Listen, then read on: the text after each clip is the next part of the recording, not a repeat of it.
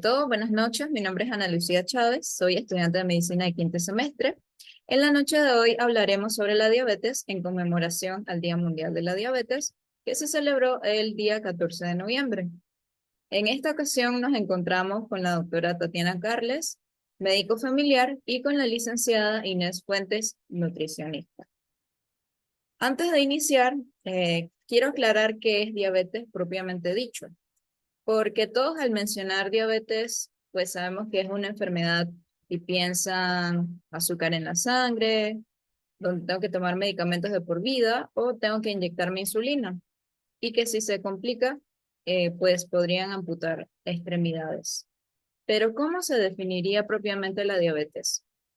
Me gustaría iniciar con la doctora, si nos puede dar una definición breve. Claro, mira, diabetes se define, primero tenemos que entender que la diabetes es una enfermedad crónica y que es producto del daño que existe o del fallo en el metabolismo del azúcar. ¿Qué se traduce esto? Que al final vamos a tener azúcar elevado en la sangre. Y ese azúcar elevado para nosotros en la sangre, que no lo están usando nuestras células de forma adecuada, va a producir daño en algunos sitios donde él se va a ir acumulando. Entonces, al final, diabetes es como la no capacidad de nuestro cuerpo de utilizar de forma efectiva el azúcar que normalmente es nuestra fuente de energía. Excelente intervención. Con esto dicho, puede responder cualquiera de las dos para saber cuáles son los principales factores de riesgo que pueden contribuir al desarrollo de la diabetes.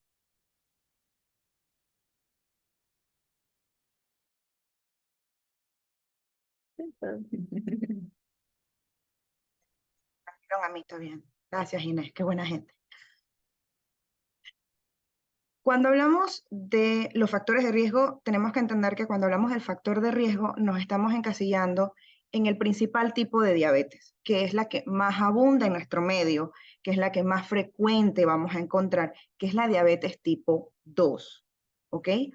Esa está asociado en gran medida a el estilo de vida, o sea, a cómo nos alimentamos, a nuestra actividad física, a la obesidad y sobrepeso y al componente familiar hereditario. Esos son como las principales aristas de la diabetes tipo 2. Sin embargo, no es el único tipo de diabetes que existe y hay otras que lamentablemente no se pueden prevenir. Ya que usted habló de los diferentes tipos de diabetes que hay, me gustaría preguntarle a la licenciada Inés, entonces, en este caso, ¿qué diferencias hay entre la diabetes mellitus tipo 1 y 2? ¿Y qué tan cierto es eso que dicen que una es más para los niños y la otra, pues, a los ancianos? Hola, buenas noches. Gracias. Bueno, ok, en efecto, hay dos tipos de diabetes. La diabetes tipo uno se caracteriza porque nuestro órgano principal productor de insulina, que es el páncreas, no produce insulina en lo absoluto y la insulina vendría siendo la que capta ese azúcar en sangre y la responsable de transportarla al resto de nuestras células. Si ese páncreas no produce ese regulador de azúcar para nuestras células, se podría decir que si no lo produce en absoluto, entonces ya hablamos de que es más hereditario, ¿no? La tipo 2, el cuerpo no utiliza eficientemente esa insulina que se produce, es decir, que sí produce, pero no, el cuerpo no la sabe utilizar de manera apropiada o simplemente no la produce suficiente. Entonces, aquí hay que destacar de que la alimentación juega un rol fundamental. ¿Por qué? Porque en la diabetes tipo 2 es que tiene un mayor impacto. No es que no la tenga en el tipo 1, pero sí que la tiene en el tipo 2, porque hablábamos de que un factor de riesgo es la alimentación. Entonces, si un factor de riesgo es la alimentación, ya con la alimentación yo la puedo combatir, ¿me explico? Y la puedo abordar, mejor dicho, no combatir, pero más que todo abordar. Entonces, aquí, ¿qué es lo que se quiere? ¿Por qué la nutrición juega un papel fundamental? Porque hay alimentos que afectan directamente los niveles de ese azúcar en sangre. Entonces, si yo tengo una insulina que no se produce lo suficiente y yo me estoy comiendo un alimento que me puede o elevar mucho esa producción de insulina, porque es muy alto o cargado en azúcar, ¿cómo yo voy a hacer posible de manejar eso si yo no produzco suficiente insulina? Entonces, en este momento hay que educar al paciente para que él sepa qué alimentos no contienen una elevación tan alta de insulina en sangre que genere que el páncreas pueda trabajar más de lo que realmente no puede hacer. ¿Me explico? Entonces, hay que educar al paciente sobre qué alimentos elevan mucho el azúcar en sangre, qué alimentos no lo elevan tanto y qué alimentos simplemente no lo elevan. Y eso se le llama índice glicémico. Te puedo complementar con Pues la claro, pregunta sobre de adultos y niños, porque siempre está esa disyuntiva de que hay una diabetes mala, una diabetes buena, una diabetes de niño, una diabetes de grandes. Realmente lo que se ve es que en la diabetes tipo 1, que suele ser autoinmune, que es lo que decía Inés, o sea, es que el páncreas deja de producir porque hay un ataque del cuerpo contra el cuerpo, no lo deja producir, no lo deja hacer su trabajo. Entonces, el pobre páncreas literal se suicida. Dice, hasta aquí llegué, ya yo no quiero producir más, porque cada vez que produzco me aniquilan. Entonces, ¡puf!, se acabó. Entonces, se ve más, no es que sea único ni exclusivo, es que se ve más frecuente en los niños y jóvenes. Hemos encontrado pacientes diabéticos tipo 1 en su edad adulta y en edades avanzadas que se le llama diabetes autoinmune tardía. Son los menos casos. Lo más frecuente de la diabetes tipo 1 y el mayor bolsón de pacientes diabéticos tipo 1 lo vas a encontrar en niños y adolescentes.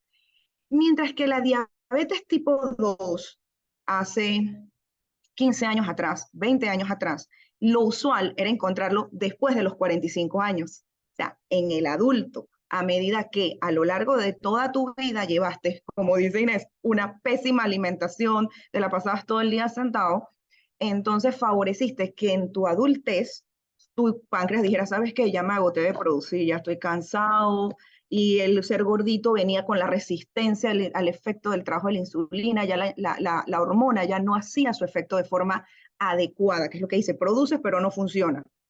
Entonces, ahí lo vemos en el adulto. ¿Qué ha pasado en los últimos 15 años? Es que cada vez nuestros niños están con peor alimentación desde mucho más temprano. Entonces, ahora tenemos casos que en lugar de ser niños diabéticos tipo 1, vamos a tener niños diabéticos tipo 2. Allá tenemos diabetes tipo 2 reportados a los 10, 11 y 12 años, que no es autoinmune, no es que su cuerpo está peleando contra él, es que ha tenido una mala alimentación prácticamente desde el útero materno. sí, incluso hay mucha evidencia científica que se habla de que la maternidad, lo que es la alimentación de la mujer embarazada y en periodo de lactancia, va a determinar qué alimentos el niño va a elegir cuando sea ya grande. Y eso es sumamente importante. Digo, los niños no van a ser los que compren los alimentos. Al final del día, ellos comen lo que la familia come. Entonces, si se ven rodeados de un ambiente en la que se come, que podríamos dar un ejemplo, dulce todos los días, que se toma sodas todo el tiempo, refresco todos los días, que se come frituras. eh, en Panamá abundan las frituras, ¿no? La hojaldre, ya pasamos, estamos en época de noviembre, fiestas patrias, se come mucho más lo que son las frituras. Entonces el niño siempre va a verse rodeado de esto y él no sabe otra cosa, no conoce otra cosa y lamentablemente se le va a diagnosticar de manera temprana de la diabetes. Incluso yo me acuerdo cuando yo estaba en el colegio y veía a las madres que llegaban con sus hijos y los niños con la lonchera llegaban, se sentaban antes de que sonara el timbre para entrar a clase, se sentaban en un banquito temprano, golpe de 6 de la mañana a desayunar y que abrían la lonchera, hojaldre, tortilla, salchicha guisada, Entonces, al final, eso no los alimenta. Y aquí es donde viene el abordaje nutricional, que me encantaría hablar del tema. Excelente. Bueno, en este sentido tenemos otra pregunta. Si puede curarse la diabetes actualmente, porque muchas personas aseguran que se han curado, ya sea con test de hojas medicinales o que simplemente se curaron de la noche a la mañana. Puede responder cualquiera de las dos. Ya, no hay cura. Así voy a ser bien tajante. No, no hay cura. ¿Qué pasa? Y la respuesta es depende, porque a veces uno dice, hay cura y la gente se emociona y piensa que es cierto o que hay una planta milagrosa. Sabemos que si las personas llevan un estilo de vida saludable y la diabetes tipo 2 está en muy buen control y la persona es muy recta en su estilo de vida, empieza a hacer actividad física, empieza a hacer su pérdida de peso, aprende lo que dice Inés sobre los índices glicémicos y cómo esos alimentos se van a ir comportando. Porque yo puedo, por ejemplo, decirte, que decía Inés, el arroz, por ejemplo, tiene un índice glicémico alto. Entonces, en vez de seleccionar arroz blanco, yo empiezo a seleccionar lentejas o empiezo a comer un alimento cuyo índice glicémico sea mejor. Obviamente mi cuerpo va a metabolizar eso mejor. Entonces yo voy a tener mi diabetes en control. Voy a revertir eso que llevo caminado. Te estoy hablando de un paciente que está recién diagnosticado, un paciente que ha hecho todo bien, o es un paciente que no es la norma de nuestros pacientes. Ese paciente pudiese revertir o regresar a estar en un estado prediabético. No me gusta mucho la frase prediabética, tengo ciertos conflictos con el tema, pero es como revertir a un estado no tan malo, si lo quieres ver así.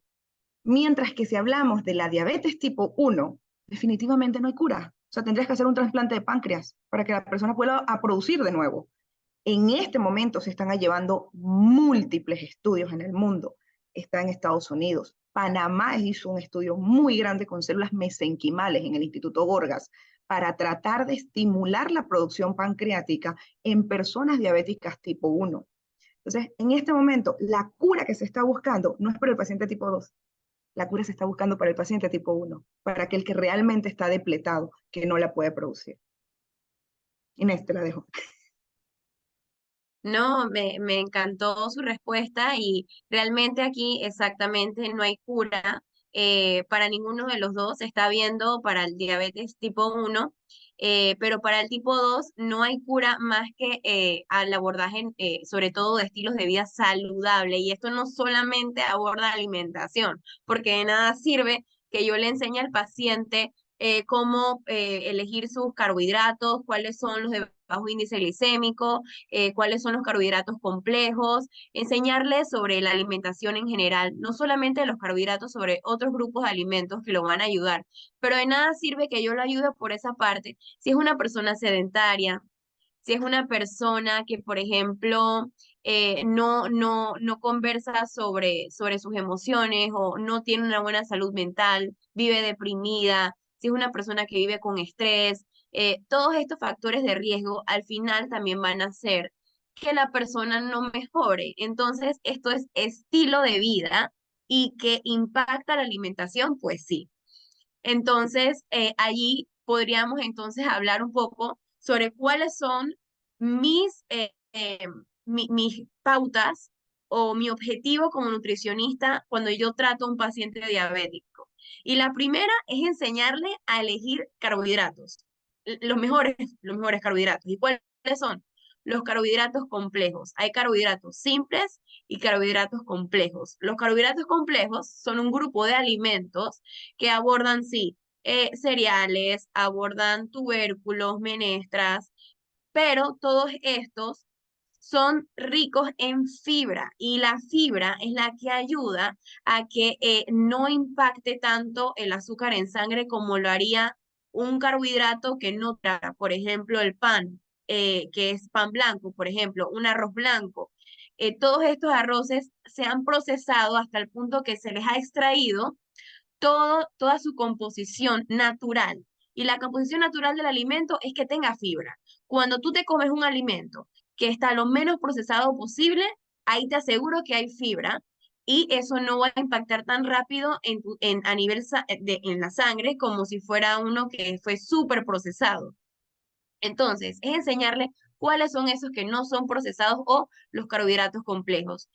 Y también enseñarle a ese paciente cómo distribuir sus nutrientes. O sea, en el plato de comida, él ve su plato de comida, cuánto tiene que ser carbohidrato, cuánto tiene que ser proteína y que no deje de lado los vegetales, sumamente importante. Las personas suelen comerse la mitad del plato en carbohidrato cuando realmente y le llamo así, el panameño come la mitad del plato, arroz, le pone pasta, le pone ensalada de papa, le pone tajada y ni menos de la cuarta parte del plato es la proteína y los vegetales, bueno, y cuando le preguntas qué vegetal comió, dicen que la ensalada de papa y eso no es vegetal.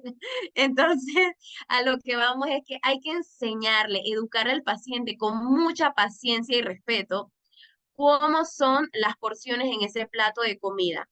Lo tercero y muy importante es la frecuencia que va a comer ese paciente. Como ese paciente no puede producir suficiente insulina en la sangre, él puede presentar frecuentemente durante el día mareos. Esos son los síntomas principales, ¿no? El tema de estar mareado, se presenta también la poliuria, que es el orinar frecuentemente, la polidipsia, que es la sed constante. Entonces, todo eso, el paciente puede confundir la sed, pero realmente él dice, oh, tengo hambre, pero realmente lo que quiere es sed. Entonces, hay que enseñarle a él, toma agua, primero tomas agua, estoy bien. En verdad, lo que yo quería era tomar agua. O si tomas agua, esperas unos 30 minutos y te das cuenta de que después en realidad era lo que tenía era hambre. Entonces, en ese paciente, yo lo que quiero es darle comidas, unas 4 o 5 comidas al día. ¿Por qué? Porque es un paciente que no le cuesta tener unos niveles de azúcar en sangre constantes y se puede desmayar. Hay muchos que presentan mareos. Entonces es que ese azúcar siempre esté en la sangre, dándole frecuentemente comida, pero enseñándole qué tipo de comida vas a comer y combinándolo con qué. Un ejemplo de snack que me gusta mandar, por ejemplo, es la fruta, pero siempre combinarla con una fuente de grasa, por ejemplo, un puñado de almendras, un puñado de pistachos, un puñado de frutos secos, porque así se eleva el azúcar en sangre, se disminuye el azúcar en sangre, perdón. Y lo cuarto que yo diría también es seguir educando al paciente y enseñarle a monitorear su azúcar en sangre. Él tiene que chequearse en los niveles de azúcar y llevar ese registro y en su seguimiento nutricional, él tiene que informarme si con la alimentación, antes de comer, cómo estuvo ese azúcar, después, antes de cada comida, cómo estuvo ese azúcar y ir monitoreándola para que al mes que yo lo vuelva a ver, hubo o no una mejoría con el plan de alimentación que yo le recomendé. Entonces, es ir monitoreando ese azúcar como último punto a nivel nutricional. Me gustaría rescatar algo que mencionaron las dos anteriormente sobre el ejercicio y que mencionaran como más explícitamente cuál es el papel del ejercicio pues en el manejo de la diabetes y cómo puede la nutrición apoyar eficazmente la actividad física en personas con esta condición. Ah, no tienes idea lo mucho que impacta lo poco de actividad física que haga el paciente. Fíjate lo que te estoy diciendo, lo mucho que impacta lo poco que hace de actividad física. A medida que ese paciente se mueve más, las células musculares, el hueso, nuestro tejido, va a requerir usar energía. Tenemos que recordar, la glucosa, como lo decía Inés, la glucosa está en la sangre, circulando después que uno come, ¿sí? La insulina, su efecto no es más nada que el de un cerrojo. Él va a entrar como una llave, abrir la puerta y le dice al azúcar, por favor, entre aquí y dé energía a esta cosita que se llama célula, que la necesita usted. Pasado el tiempo, va a bajar. Eso lo que hace es que baje el nivel en la sangre, que abre la puerta de la célula para que entre la energía y haga su trabajo. Entonces, cuando haces actividad física, lo que haces es que tienes como más puertitas para que la insulina llegue a más lugares y pueda entrar y meterse a la célula y de esa manera bajar el nivel de la insulina en sangre. Entonces, no tienes idea. Si tu alimentación es como la que dijo Ana, o sea, seleccionas bien el alimento, favoreces con la fibra, favoreces con un buen índice glicémico, más la actividad física, esos niveles van a bajar. Y el paciente se va a favorecer muchísimo. Uno le dice al paciente, o te puedo citar de memoria a la Organización Mundial de la Salud que te dice que si el paciente está en sobrepeso, tiene que hacer mínimo 150 minutos a la semana, que si el paciente está en obesidad, debe hacer 150, 180, que si está en obesidad mórbida, tiene que hacer 210 minutos. A veces decirle a un paciente que nunca ha hecho nada de ejercicio, decirle, quiero que camines 150 minutos o 200, o sea, 2 horas, quiero que camines 2 horas. El paciente no lo va a hacer. Entonces uno tiene que empezar de menos a más. Que hoy te voy a decir lo que yo hago en mi consulta. Yo manejo mucho la parte nutricional y me apoyo con nutricionista. ¿Okay? Yo le doy como la primer insight de la nutrición al paciente y ya cuando llega la nutricionista yo, mamá, púlemelo porque necesito que quede rectecito para la situación. Pero le vamos diciendo, en el interín, yo necesito que tú camines, empieza caminando 10 minutos al día, pon un cronómetro en tu reloj, vete en una dirección 10 minutos, suena el cronómetro, regresa en la misma dirección. Hiciste 20 minutos en un día. Si eso me lo repites 3 veces a la semana, ya logré 60 en una persona que no hacía nada. Entonces, al final lo que tú quieres es que él se mueva, que camine, que se desplace, que ponga ese músculo en movimiento para mejorar su captación de glucosa. Esa es la función prioritaria de la actividad física. Pero fíjate que Inés mencionó otros aspectos que yo debía haber mencionado, la verdad, y no los hice, que fueron las otras cosas que afectan al paciente dentro de un estilo de vida y que a veces no lo consideramos. La calidad de sueño, el apoyo familiar, la estabilidad laboral, que son todos los aspectos psicosociales que maneja una persona normal. Entonces, este es un paciente que, y tenemos que entenderlo, cada vez que usted se emociona, usted llora, su azúcar sube o baja, porque va a tener una respuesta de otras hormonas que le hacen efecto contrario al efecto de la insulina. Tenemos un efecto de cortisol. Entonces, si usted está muy estresado con un examen, usted está muy preocupado por su trabajo, algo pasó en su casa, ese nivel de estrés empieza a subir la hormona que es nuestra hormona normal del estrés, que es el cortisol. Pero esa hormona lo que hace es almacenar azúcar para cuando esté el problema poder utilizarlo. Entonces es como de reserva, pero lo que está haciendo es empeorando mi situación de azúcar, no me está permitiendo utilizarla. Entonces el paciente se le sube el azúcar. Cuando el paciente se enferma, un paciente diabético se enferma, lo primero que nos damos cuenta que él está infectado es porque el azúcar está elevado. A veces ni siquiera ha hecho fiebre y el azúcar ya se subió, porque tiene un grado de infección, es la respuesta del cuerpo. Entonces, también predecir esos momentos del paciente y enseñarle que hay que hacer ajustes, hay que hacer algunos cambios, es parte de nuestra educación al paciente. Sí, me encantó lo que dijo la doctora Tatiana, es súper, súper cierto lo que dice. Y también muy importante el ejercicio, llámese ejercicio cardiovascular, porque es el que mayor se ha estudiado para esto, para este abordaje, pero también el ejercicio de fuerza ayuda muchísimo. ¿Por qué? Porque el grupo del músculo es un grupo de células. Al final, todos los músculos son un grupo de células. Y realmente esas células también necesitan glucosa y recibir ese azúcar para obtener energía. Entonces, si nosotros hacemos ejercicio de fuerza, se podría decir que estamos enviando más glucosa al músculo. Entonces, ¿quién es la que al final va a ayudar a abrir esa célula, la llave, para que entre la glucosa? La insulina. Entonces, ¿cómo no nos va a ayudar el ejercicio de fuerza para el control de la diabetes? Al final es increíble y se ha estudiado más sobre este tipo de entrenamiento. Entonces, es enseñarle al paciente de que tiene que priorizar el cardiovascular, las caminatas, llámese todo lo que sea resistencia. Hay ejercicio de fuerza y resistencia. El de resistencia es caminar, trotar, correr, también puede nadar. Si es una persona que sufre del impacto, es muy obesa, los pacientes obesos dicen y que no, pero es que yo me canso demasiado, ¿qué me recomienda, licenciada? Yo les digo, empieza nadando. ¿Sabes nadar? No, no sé nadar. Bueno, mira, tranquilo, porque en las mañanas, en las piscinas municipales, tú puedes hacer ejercicio. Hay un grupo de adultos mayores que se colocan allí y empiezan a hacer aeróbicos en el agua, nada de estar nadando.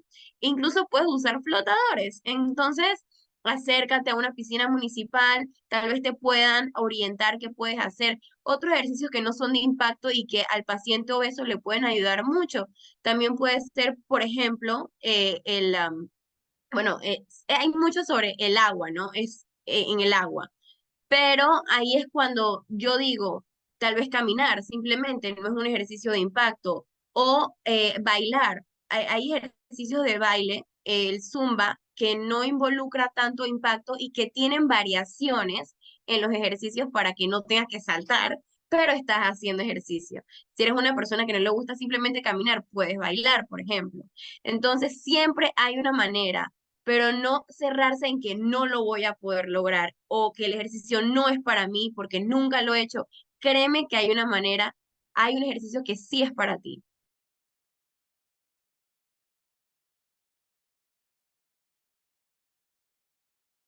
Ya hablamos de la nutrición, la alimentación, tanto como el ejercicio, pero bueno, sin embargo, hay muchas personas que dicen que aunque se esfuercen en cuidar su alimentación, su estilo de vida, que si toda su familia tiene diabetes, ellos también la van a tener.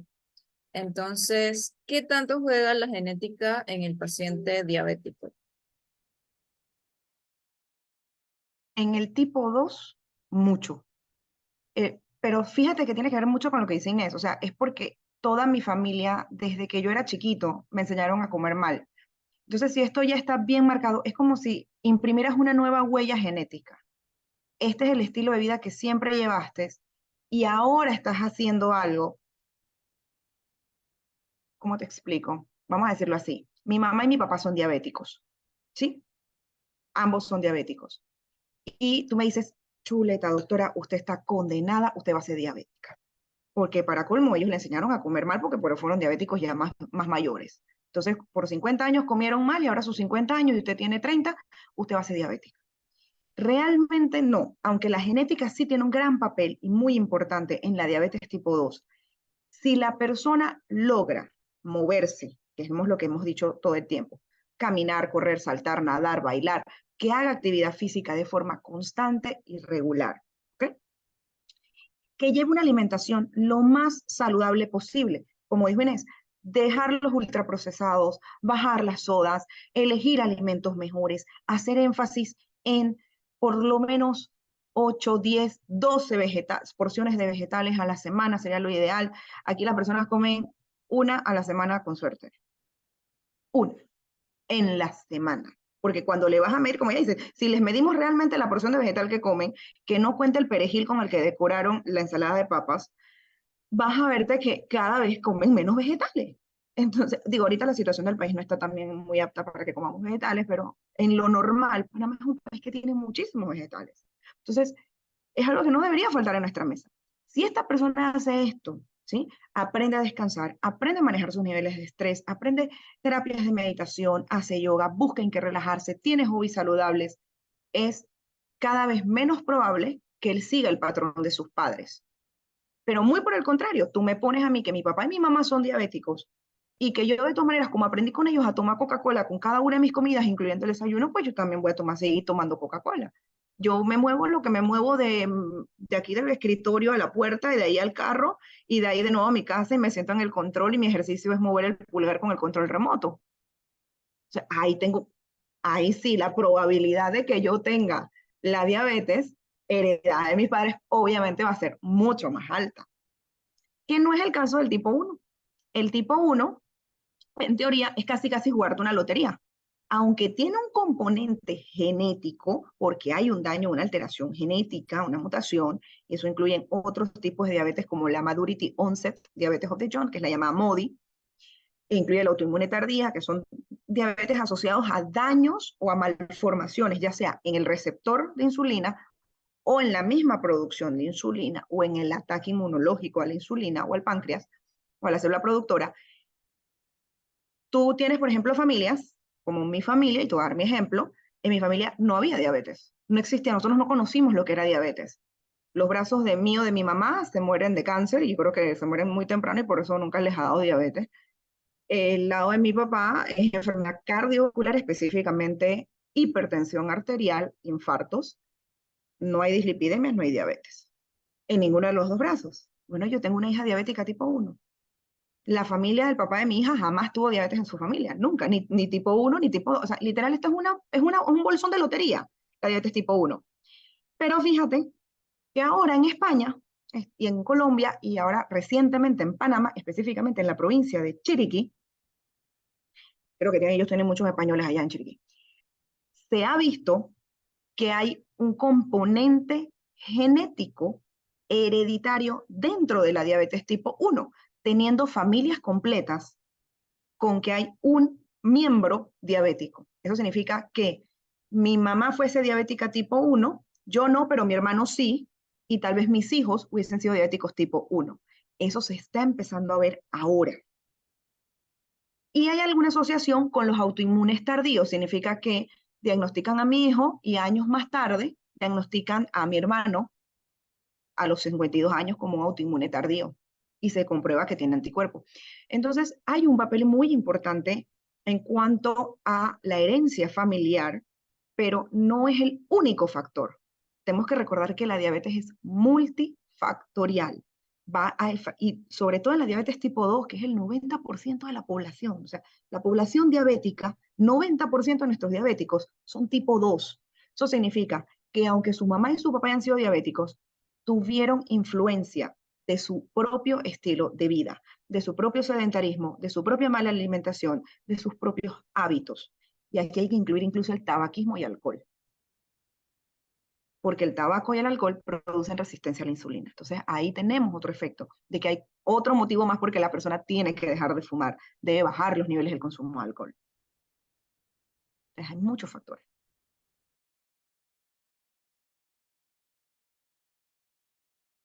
Muchas gracias. Me gustaría preguntarle a la licenciada Inés, en el sentido de la alimentación, ¿qué consejos se le pueden dar a los pacientes sobre lectura de las etiquetas nutricionales al seleccionar los alimentos en el supermercado? Me gusta mucho esa respuesta porque es muy importante no solamente educarlos a nivel de qué alimentos escoger, sino también en caso de que vayas a escoger procesados, porque al final cualquier alimento que escojamos en el supermercado es un procesado. Hay ultraprocesados que tienen ya más de 6, 7, 8 ingredientes, pero los procesados, como por ejemplo lo que es una harina de avena, ya es procesada, porque la avena se procesó, valga la redundancia. En general, para leer el etiquetado nutricional, muy importante comenzar con los ingredientes. Es el primer paso que la persona tiene que tomar. ¿Por qué? Porque si tú no pasas el filtro de la lectura de los ingredientes, no continúes con la compra de ese alimento, de ese producto, mejor dicho. Entonces, si en mi primer ingrediente es azúcar, yo sé que lo que más tiene ese producto es azúcar. El orden de ingredientes va de mayor a menor cantidad. Si dentro de los 3 primeros ingredientes hay un alimento que me eleve el azúcar directamente en sangre, llámese azúcar, jarabe de alta fructosa, glucosa, todo lo que sea un derivado del azúcar, yo lo tengo que descartar enseguida. Número 1, eso es lo primero, pero no solamente el azúcar, sino es la combinación de azúcar y grasa, ¿no? Que es también lo que me va a condicionar en que tenga una aterosclerosis, por ejemplo, o una enfermedad de hipertensión, o que ya me afecte a nivel de mis grasas en sangre. Entonces, mi HDL, mi LDL, todo eso afecta por la grasa, la combinación de azúcar y grasa. Entonces, ya sabemos que si no tiene ninguno de estos ingredientes, entonces pasamos al segundo paso de la lectura del etiquetado. ¿Cuál sería ese segundo paso? Leer el tamaño de la porción. Las personas piensan que la tabla nutricional está basada en la totalidad de ese empaque, cuando eso es falso. La totalidad del empaque realmente tú tendrías que multiplicar el tamaño de esa porción por el número de porciones que hay en ese empaque. Entonces les doy un ejemplo. Si el empaque dice que tiene 100 gramos, ¿verdad? Llámese unos chips, el tamaño de los 100 gramos. Ahora, cuando nos vamos a la parte de atrás, dice que hay 2 porciones por empaque que pesan 50 gramos. Las personas piensan que bueno, me voy a las calorías, ¿no? Que sería mi tercer paso, las calorías. Me voy a las calorías, dice, ay, tiene 100 calorías. Wow, 100 calorías en todo este empaque, está como bien. No, tienes que multiplicar.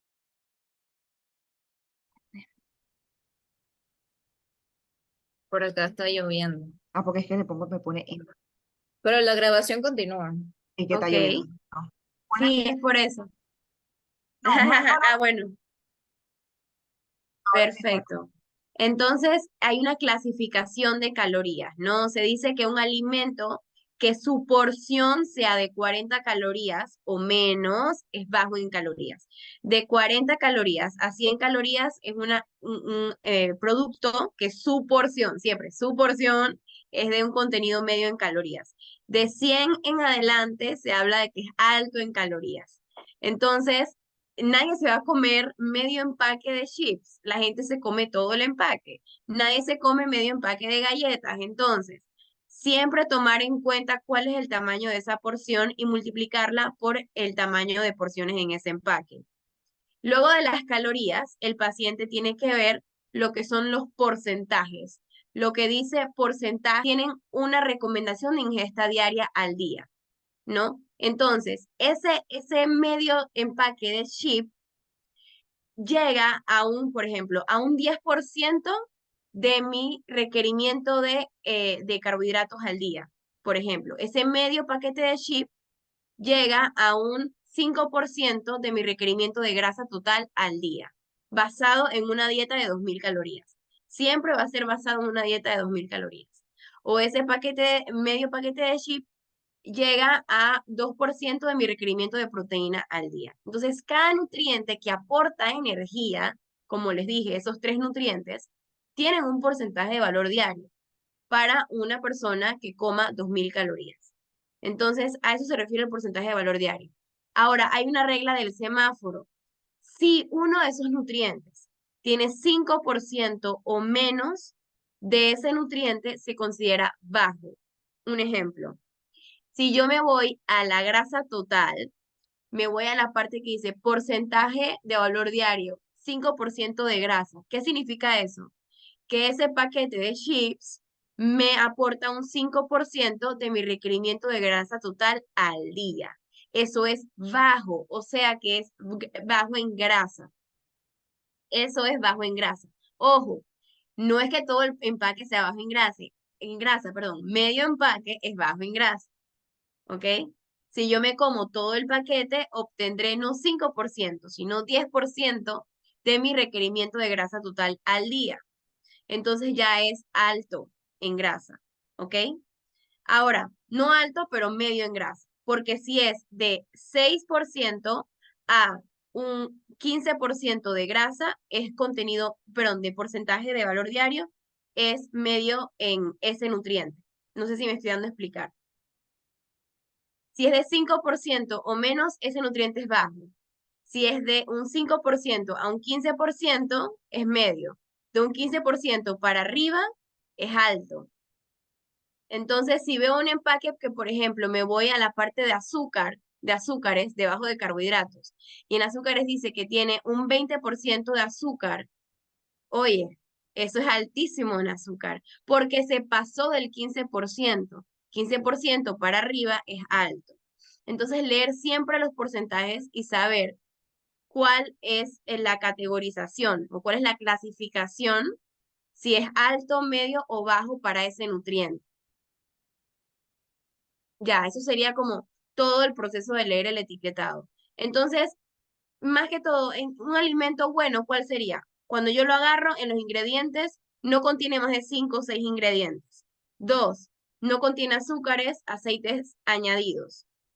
Ya pasó ese filtro, ahora me voy al segundo. El segundo filtro es la porción. La porción es una porción que es acorde a lo que yo sé que me voy a comer. El tercer paso es ver las calorías, ¿no? Y el cuarto, ver el porcentaje de valor diario. Saber si hay azúcares, cuál es el porcentaje de esos azúcares, cuál es el porcentaje de esa grasa saturada, si esa grasa saturada es baja, media, alta, y también saber la fibra importante en los carbohidratos, ver cuál es el porcentaje de esa fibra. Yo busco que ese porcentaje sea por arriba del 10% de fibra, si es un alimento que me voy a consumir diariamente. Si no, bueno, ocasionalmente no tiene mucha fibra, pero eh, eh, importante que si lo voy a consumir regularmente tenga un buen porcentaje de valor diario de fibra. Inés, una pregunta. ¿Cuánto sería el porcentaje de fibra o los gramos de fibra por porción que nutricionalmente en un producto procesado tú recomendarías que debe tener el producto? Sí, por porción que el producto tenga para considerarse alto en fibra, un producto tiene que tener unos 6 gramos de fibra. Tenemos que hablar de unos 6 gramos de fibra. ¿Por qué? Porque la recomendación diaria de fibra al día es de 30 gramos. Ese es nuestro 100%. Entonces, si mi 100% son 30 gramos, una regla de 3, por ejemplo, entonces mi 6% de fibra, ¿cuánto sería? O sea, que ese producto puede estar oscilando como en unos 10 gramos de fibra, más o menos, eh, pero, o un poquito menos. Pero ya al tener ese porcentaje eh, por arriba del 10%, cuando veamos en la etiqueta que diga 10% de fibra, en esa porción yo lo recomiendo.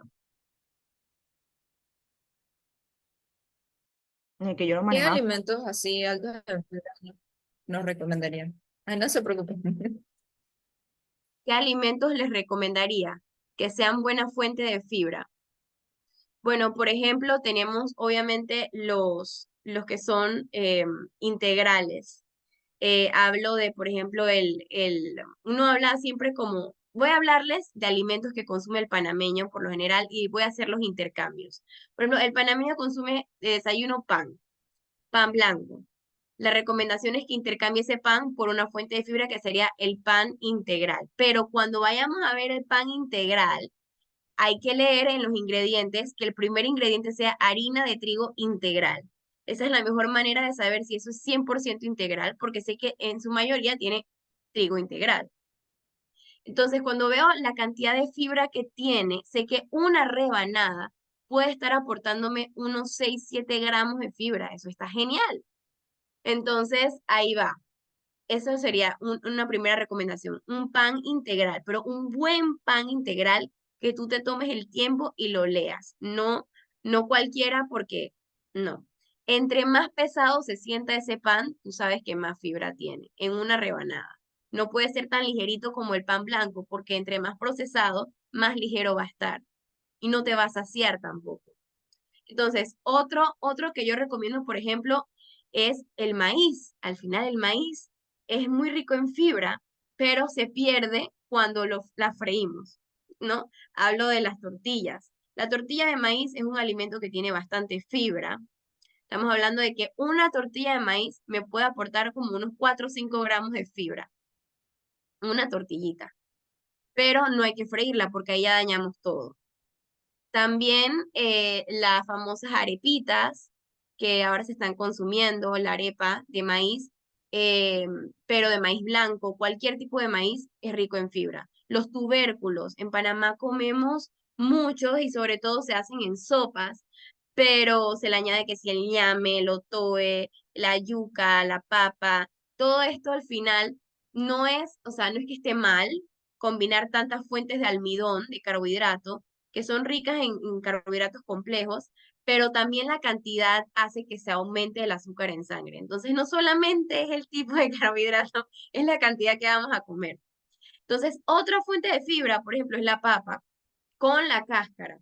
Siempre procurar no retirarle la cáscara a los alimentos. La papa horneada puede ser, o la papa sancochada, siempre y cuando conservemos la cáscara. También está la yuca, la gente no lo sabe, pero la yuca es muy rica en fibra. Me encanta, por ejemplo, enviarla en la freidora de aire. A la gente le gusta mucho ese crujir, ¿no? El crunchy. Eh, Al final, eso, y también el camote, por ejemplo. Aquí tenemos en las menestras, también son muy buenas fuentes de fibra. El panameño come mucha menestra, pero el tema está en que muchas veces se come el platón de lentejas, el arroz, las tajadas, entonces todo eso no. Entonces es la cantidad también regularla, pero al final, si yo no puedo comer arroz integral, por ejemplo, que es otro alimento que tiene mucha fibra, puedo comer mi arrocito blanco, pero lo tengo que acompañar de una menestra, porque la menestra es la fuente de fibra que no tiene el arroz. Entonces, eh, al final no se trata del paciente diabético, me dice, a mí no me gusta el arroz integral, tranquilo, come tu arroz blanco, pero le vas a poner tu menestra. Otro alimento, fuente de fibra, la pasta integral, el arroz integral, que a mucha gente no le gusta. También podemos hablar de los famosos al desayuno, a los niños, los pancakes de desayuno, pero ¿con qué los vas a hacer? Con harina de avena, por ejemplo, con la avena. Entonces, hay un tip que mucha gente no sabe, y es que uno puede hacer pancakes con la crema de avena, la que venden en el súper, que dice crema de avena. Esa crema de avena es harina de avena, y al final te cuesta más barato que comprar harina de avena. Y puedes hacer pancakes con eso. También están las tortillas de wraps integrales. Hay un sinnúmero, no, pero el número uno, fuente de fibra, son los vegetales. Los vegetales son los que mayor fuente de fibra nos aportan, y entre más crudos, mejor. En ensaladas, no tanto a hervidos, porque hervidos le quitas toda la fibra. Y mucha gente dice, no me gusta el brócoli muy crujiente, me gusta más suave. Y cuando está tan suavecito así, es porque no tiene nada de fibra. No, hay que tenerlo lo más crujiente posible, lo más crudo posible. Entonces, si lo vas a hacer, hazlo al dente. O sea, que lo pasas por agua unos 2 minutos y lo retiras. Eso es un ejemplo. Que sean métodos de cocción al vapor o al dente, por ejemplo. Igual la pasta. Si no te gusta la pasta integral, hazla al dente.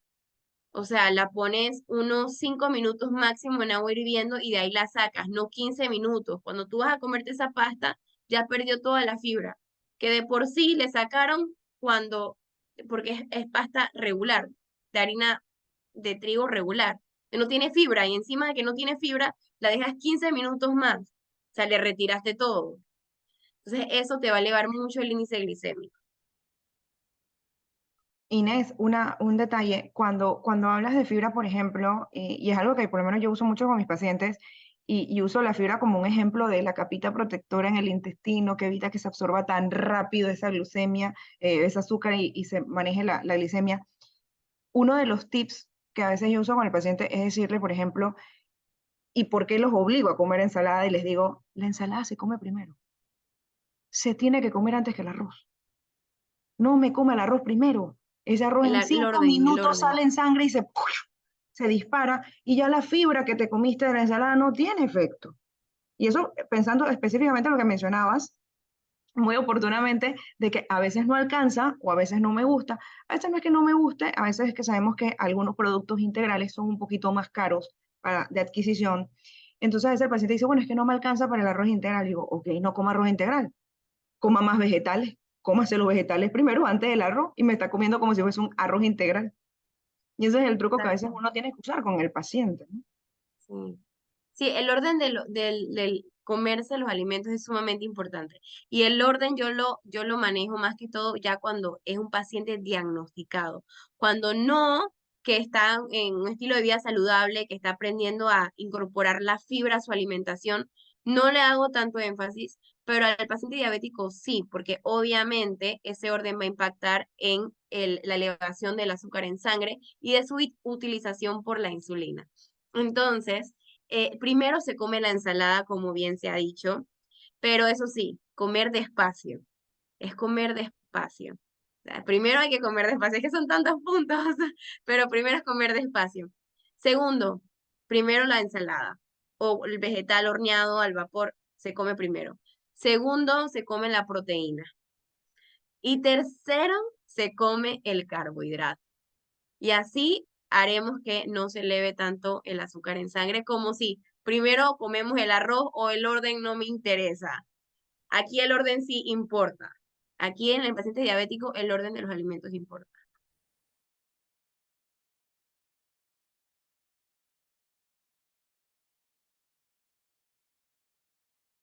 Para ir finalizando, me gustaría preguntarle a ambas, ¿qué actualizaciones hay sobre esta enfermedad en el mundo, ya sea en el mundo de la medicina o en la nutrición, que nos pudieran compartir?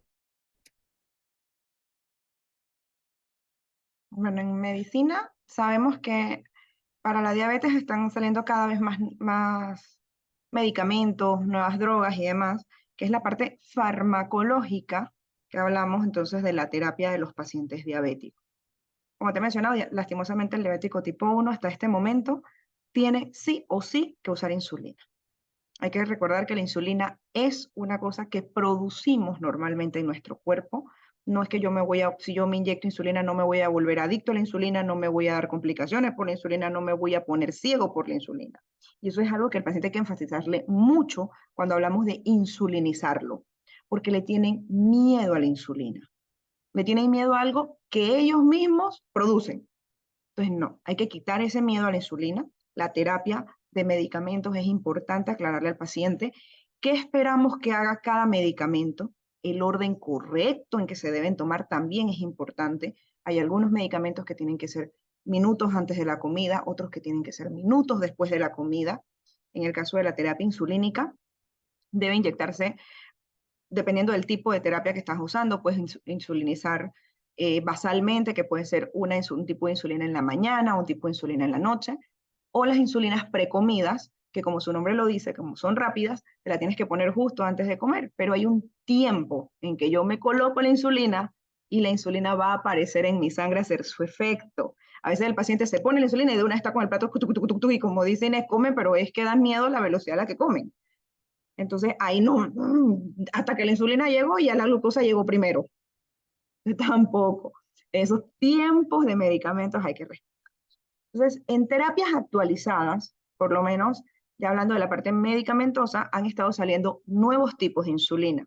Tenemos que recordar que en 1922 Banting desarrolla la insulina y logró un éxito maravilloso con niños que estaban en estado comatoso. Al primer niño que le puso la insulina, en pocas horas, el niño se levanta de un estado comatoso, casi de la muerte, y fue la maravilla del mundo, amén, descubrir que podíamos sintetizar y extraer insulina y aplicarla a aquel que no la tenía. De allí, desde 1922 a la fecha, se han mejorado cada vez más estos tipos de medicamentos, de insulina específicamente. Se han desarrollado por nuevas tecnologías. Hoy por hoy tienes insulinas que te demoran 15 minutos en hacer efecto. Acá hace como un año y medio en Estados Unidos y en Europa en Europa primero, ahora en Estados Unidos, se aprobó insulina nasal de acción ultra rápida, te llega en 30 segundos. Entonces, literalmente aspiras, como si fuera un spray nasal, aspiras la insulina y hace su efecto mucho más rápido, pero está empezando. Esa es una de las actualizaciones en insulina. Tenemos nuevas moléculas que son las análogas de la insulina y a cada análoga se le ha hecho pues mejoras para que sea más estable, evite el riesgo hipoglicémico, que es el bajón de azúcar, al cual muchos también le tienen miedo. Y no hay que tenerle miedo, hay que saber reconocerlo y aprender qué hacer cuando tienes esos efectos. ¿Okay? Porque creo que todo el mundo que no ha comido en 8 horas puede tener un bajón de azúcar. No tiene que ser diabético para tener un bajón de azúcar. Entonces, esas cositas hay que poder manejarlas. En cuanto a otras terapias que han salido nuevos, pues tenemos medicamentos nuevos, tenemos los inhibidores de la DPP4 que ya tienen un buen par de años dando vueltas, que lo que hacen es sensibilizar a las células que utilizan de manera efectiva la insulina para que el cuerpo las pueda utilizar. Entonces, estos son medicamentos que vamos a utilizar con pacientes tipo 2. Nuestro caballo de batalla, que es la metformina como sensibilizadora y como retenedora de la glucosa hepática para que el hígado no empiece a producir ni a sacar su glucosa almacenada y que mejore la glucosa, sigue siendo el medicamento de elección de inicio de terapias en casi todos nuestros pacientes diabéticos tipo 2. Otro medicamento que salió reciente y que ha tenido demasiadas controversias ha sido los agonistas GLP-1, porque tienen un efecto adicional que es la pérdida de peso. Entonces, ha sido muy controversial porque dicen, ay, es que yo lo uso para bajar de peso si no soy diabético. Entonces, hay que tener un poquito de cuidado porque no todos los medicamentos, ningún medicamento, voy a decirlo mejor dicho, ningún medicamento está exento de efectos adversos. Todos los medicamentos tienen efectos adversos y eso es importante entender. Entonces, los agonistas GLP-1, estoy hablando de Ozempic, liraglutida y todos estos medicamentos que han salido nuevos, semaglutida y demás. Ozempic es el que más se ha escuchado por el boom que tuvo con Musk y que las Kardashian y toda esta gente. Entonces, si tú no eres diabético, lo ideal, y lo que estás buscando es pérdida de peso, lo ideal es que vayas con tu médico y tu nutricionista para que te orienten si es válida o no ese tipo de terapias para ti. Porque esto no es que yo voy y me lo receto y me lo pongo, porque para colmo en Panamá ahorita mismo está de libre, está abierto, o sea, no es un medicamento restringido. Entonces cualquiera va a la farmacia, va, lo pide y se lo pone. Hay que recordar que es inyectable, hay que recordar que hay unos que son cada semana, otros que son cada día, otros que son de cada mes. Entonces también saber cuál va a ser la dosis que a mí me corresponde, porque yo puedo empezar con 0.25, puedo empezar con 0.1, puedo irme a 1, eso también lo tienen que calcular. Entonces no es, bueno, yo me voy a poner la que yo quiera y listo, bueno, voy a andar por ahí perdiendo peso. Al final vas a desarrollar un efecto adverso a ese paciente, te va a decir, no, el medicamento es malísimo, porque mira que a mí me... No, tampoco. Entonces el agonista GLP-1 es uno de los medicamentos más recientes, más controvertidos. Su origen fue para pacientes diabéticos. Acaba de aprobarse uno para pacientes no diabéticos, específicamente para pérdida de control de peso. Acaba de salir aprobado. Panamá todavía no lo tiene, ni lo voy a mencionar porque van a empezar a buscarlo. No. Ahorita mismo el boom de Panamá es el Ozempic. El Ozempic tiene como indicación pacientes diabéticos tipo 2, ni siquiera diabéticos tipo 1. Es para diabéticos tipo 2. Y es porque su función, como él trabaja, es muy similar a una sustancia que tenemos en el intestino delgado, que se llama incretina, que lo que hace es aumentar la producción de insulina por parte del páncreas. Por eso el diabético tipo 1 no le funciona, porque es que el man ya no tiene. Entonces, el diabético tipo 2, que todavía sí tiene páncreas, obvio, el medicamento viaja, llega al páncreas, le dice, páncreas, ¿me puedes producir un poquito más de insulina? Este señor está comiendo azúcar. Pero el otro efecto que tienen estas incretinas en nuestro cuerpo es que viajan hasta el cerebro, al centro de la saciedad, y nos dan esa sensación de saciedad. Y la comida en el estómago se vacía de forma más lenta. Por eso la persona también tiene sensación de saciedad. Al final la persona disminuye su porción de comidas en esa comida y come menos veces en el tiempo. Entonces, eso es lo que hace la pérdida de peso. ¿Qué vas a tener de problema en una persona que no es diabética y que no necesita eso? Que al momento que el paciente no se ponga la dosis, simplemente ya está confiado de que perdió peso y la deje de usar, tenga entonces el retorno de no haber aprendido a comer bien, a cuidarse. O sea, él bajó medicamentosamente. Él no aprendió a hacer las cosas bien. Entonces, por lo menos yo tengo pacientes diabéticos tipo 2 y tengo esos pacientes en transición de ser muy prediabéticos que tienen una obesidad muy marcada. Yo les he colocado el medicamento, me ha ido muy bien con ellos, pero ellos tienen que aprender a comer. ¿Por qué? Porque al momento en que yo retiro el medicamento de esos pacientes, tienen que poder mantener la pérdida de peso o por lo menos estabilizar el peso. Y lo otro que hay en diabetes reciente, y creo que lastimosamente para nuestro país está pasando lo mismo que con los agonistas GLP-1, es el precio. Los agonistas GLP-1 ahorita están muy caros. Una dosis de Ozempic te puede estar costando entre 180 hasta $320, dependiendo de cuál vas a utilizar, si vas a utilizar dual o si vas a utilizar fix. Hay que saber que una plumilla te puede estar durando un mes, o sea, una pluma de Ozempic que tiene 4 dosis aproximadamente, te está durando un mes, pero te puede estar costando, dependiendo de cuál dosis estás ajustándote, entre 180 hasta 210, 200, perdón, 200, 300, casi $300. Así que es un precio bastante difícil de que la media poblacional pueda adquirir. Entonces, enfocarnos más en que es más barato aprender a comer y a movernos que estar pensando en los medicamentos. Ya cuando tú tienes un paciente que definitivamente tienes que empujarlo, que tienes que hacer más cosas, hay otras estrategias que tal vez yo decirte, en vez de gastar en esto, gasta mejor en un buen glucómetro, gasta mejor en un buen monitor de glucosa. Ahorita en Panamá están empezando a aflorar los monitores continuos de glucosa que permiten al paciente visualizar su comportamiento. Y qué bonito, y yo creo que Inés no me deja mentir en esto, qué bonito es que un paciente vaya a una consulta nutricional, haya llevado su diario de alimentación y vea el comportamiento de ese azúcar y dice, ¿sabes qué? Doctora, yo cada vez que como esta marca de pancake, mire, el azúcar sube de 80 a 350 y ya no sé qué hacer. La respuesta es sencilla, oh, cambia de marca. Aprende a hacer un pancake con otra cosa. Pero él lo tiene que ver. Entonces, en vez de invertir en Ozempic, que te cuesta 300 al mes, invierte en 2 monitores de glucosa, 2 monitoreos continuos, que te cuestan 140, $160. Te está saliendo casi lo mismo, pero vas a aprender a hacer las cosas bien. Entonces, ahí es donde tenemos que volcar nuestras nuevas tecnologías, nuestros nuevos desarrollos, es a qué herramientas le puedes dar al paciente para que aprenda a hacer las cosas bien y no valerse del medicamento, porque al final el medicamento va a estar cambiando cada rato. Siempre vamos a estar produciendo moléculas nuevas que la gente no hace las cosas bien.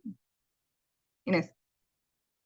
Sí, sí, sí, sí, me ha encantado lo que dijo doctora, los monitores. De hecho, eso me robó la palabra.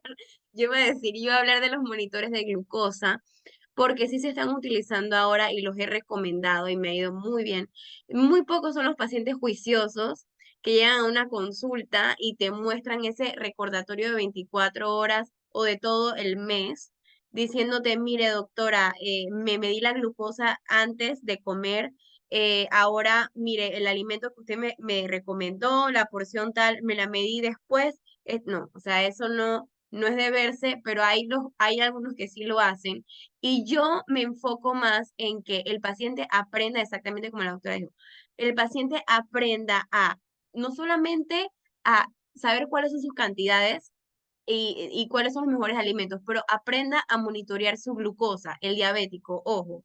¿Por qué? Porque al final del día, él va a decir, wow, no solamente aprendí a manejar mi glucosa, sino que bajé de peso sabiendo qué alimentos me favorecían esa pérdida de peso, porque siempre registré eso. Entonces, qué bonito que él mismo vaya conociéndose a través de este tipo de aparatos que te van a durar mucho más y que no solo son eh, así como quien dice de un solo uso, en un solo momento, en un solo tiempo, como lo es los agonistas el GLP, ¿no? Entonces, yo digo eso, enfocarnos más a largo plazo que en el momento y al final venga el efecto rebote. Ya que ustedes lo mencionaron sobre los monitores de glucosa, si pueden mencionar cuáles son las ventajas específicas de este monitoreo continuo de la glucosa en comparación con los métodos tradicionales que se utilizaban para medir los niveles de glucosa. Yo hace poco participé en un seminario de medicina familiar y me lo pidieron porque la verdad es que ya yo tengo 5 años usando monitores de glucosa. Y la experiencia que yo tengo con pacientes es brillante. Tengo la mejor experiencia que está en mi casa. ¿Sí? Mi hija usa monitoreo continuo de glucosa desde el 5.º día que fue diagnosticada con diabetes tipo 1. Yo me puse uno para ser empática con mi hija y mostrarle que eso no dolía. Y la verdad es que uno tiene la oportunidad en el paciente de ver, uno, la reducción de los pinchazos, porque bien o mal el paciente siempre se queja de que le duelen los pinchazos, pero es porque tampoco le hemos enseñado cómo puyarse, ¿sí? El pinchazo no debe doler, uno debe saber regular la aguja. El problema es la lanceta que me dan, ¿sí? Si usamos de las lancetas plateadas planas, esas lancetas son matadedo. Si utilizas un lancetero, que es la plumita que tú le metes la lanceta, saber qué graduación debes sacar. Entonces, el monitor continuo de glucosa, que existen de distintos tipos, ¿ok? Te voy a mencionar rápidamente. Existen unos que son continuos, o sea que cada 5 minutos te reflejan el valor de la glucosa intersticial y no capilar. Y aquí es importante entender eso, que la glucosa va a pasar de la vena al capilar y del capilar al intersticio, que es donde están las células que lo van a utilizar. Entonces, hay un pequeño desfase entre lo que yo me puyo y lo que va a reflejar el monitor. Siempre va a haber una pequeña diferencia. Eso es importante entenderlo. Pero esa es la glucosa real, o sea, la glucosa que me está quedando después de que la célula la está usando. ¿Okay? Entonces, ¿qué sucede? Al ponerte el monitor, hay monitores que te la reportan cada 5 minutos y ellos lo que hacen es que en minuto a minuto de esos 5 minutos midieron la glucosa por una reacción química y te reportan el promedio de los 5 minutos y te van a decir, ¿sabes qué? Esta glucosa al minuto 1 estaba en 90, al minuto 2 estuvo en 95, al minuto 3 en 98. Cuando ella me reporta y me dice, la glucosa está en 100, me va a poner una tendencia. Entonces el paciente va a saber que su glucosa en ese momento está tendiendo a la alza, o está tendiendo a la baja, o está estable, no se está moviendo. Entonces el paciente ya tiene un predictor de su comportamiento glucémico para los siguientes 5 minutos, si es continuo, o para los siguientes 15 minutos, si es intermitente. Monitoreos continuos aquí en Panamá en este momento. Si lo traes de afuera, está el Freestyle de Abbott, el 1 y el 2. Continuos el Freestyle 3 de Abbott, si lo traes de Colombia o si lo traes de Estados Unidos, de Chile. El Freestyle 1 y 2 son monitoreos intermitentes, eso significa que la lectura o el reporte de la lectura se hace cada 15 minutos en vez de cada 5. Adicional a ese, que no lo tengas que traer, que estén aquí ya puestos en Panamá, o sea que lo vas a la farmacia y lo compras, está VivaCheck, está el de Medtronic, que es el Guardian 4. VivaCheck y Medtronic no necesitan calibraciones como tal, ¿ok? Los sensores en general no usan calibración, o sea, significa que yo no necesito medirme la glicemia capilar para introducir ningún dato, ni al celular, ni al dispositivo, ni nada. Sin embargo, yo sí les digo a los pacientes, monitorízate, aunque dicen que no, tienes que calibrarte por lo menos 1 o 2 a la semana para saber cuánto tienes de fluctuación entre la capilar y el sensor y ver que no esté con algún problema o desfase el aparato. ¿Ok? Reduce pinchazos, te dice tendencias, te ayuda como personal de salud a nutrición para que el paciente aprenda a evaluar los alimentos, cómo están impactando su alimento, su alimentación, cómo impacta la actividad física. Tú no tienes idea, el paciente ve cómo la glucosa cae mientras está haciendo actividad física. Eso es súper impresionante. Yo me encantaría poder compartirte la pantalla de los monitoreos que yo tengo descargados en la computadora, nada más para que veas cómo fluctúa. O sea, nadie, por muy sano que esté, voy a salirme del paciente diabético. Por ejemplo, Ana, tú no eres diabética, Inés no es diabética, yo no soy diabética, y aún así nuestra glucosa sube y baja. Nadie tiene una línea recta. Stephen, ay, se me fue el apellido. Stephen es el escritor de un libro muy, muy conocido que se llama Sugar Surfing, surfeando el azúcar, y está enfocado en diabetes tipo 1, y él lo que te dice es, la única persona con una línea recta glucémica es la persona muerta. Todos fluctuamos, todos vamos a fluctuar en glucosa, pero el rango en el que tienes que fluctuar te ayuda más si tienes la visualización.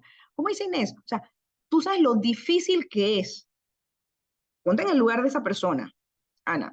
Ponte en el lugar de una persona que se tiene que hacer 6 glucometrías al día. Mínimo 6. Mínimo. O sea, pre-desayuno, 2 horas del almuerzo. Y que no se te puede olvidar que es a las 2 horas, porque si te pasas más allá de las 3 ya no tiene valor. Entonces, uno tiene que tener mucho, o sea, tienes que ser muy estricto contigo. Tienes que tener un cuaderno, una aplicación, algo donde anotar esa glicemia, porque se te va a olvidar. O sea, si yo la apunto ahora, eran 190. Llega a las 6 de la noche y ya se te olvidó cuánto tenías la de la mañana. Se te olvidó hasta lo que comiste. Entonces es mucho más difícil llevar ese control, como decía Inés, de ese seguimiento, de esa capacidad del paciente. Entonces, eso te lo reduce un monitoreo continuo. Aparte que no tienes que andar con el acentero, la lanceta, la tirita, el glucómetro encima. Uno lo tiene, todos mis pacientes diabéticos aprenden que tienen que tenerlo aunque tengan un monitor, ¿sí? Porque el monitor se me puede caer, se me puede desprender, o se me puede fallar, o se me puede el celular o lo que sea, y necesito apoyarme rápidamente. Entonces siempre lo deben tener. pero me reduces la carga mental de tener que recordarme que tengo que pullarme. Y muchos de estos, y hablo de VivaCheck, hablo del Dexcom que está en Estados Unidos, el Freestyle 3, te hablo del VivaCheck, el Sensor Guardian 4, ellos tienen ahora alarmas. Eso significa que si el sensor está detectando que rápidamente estás subiendo o muy rápidamente estás bajando, llegando al rango establecido, no menos de 80, no más de 180, si el paciente está empezando, yo soy un poquito más noble, subo hasta 250 veces, que es la alerta de glucosa muy alta, el paciente va a recibir una alerta diciéndole, señor, su glucosa está alta, hay que hacer algo, o señora, su glucosa está muy baja, hay que hacer algo. Eso es un beneficio, que no te lo da un glucómetro, hasta que tú no sientes el síntoma. Entonces, hay muchos pacientes diabéticos tipo 2 que están usando insulina, ¿ok? Que están insulinizados porque la requieren.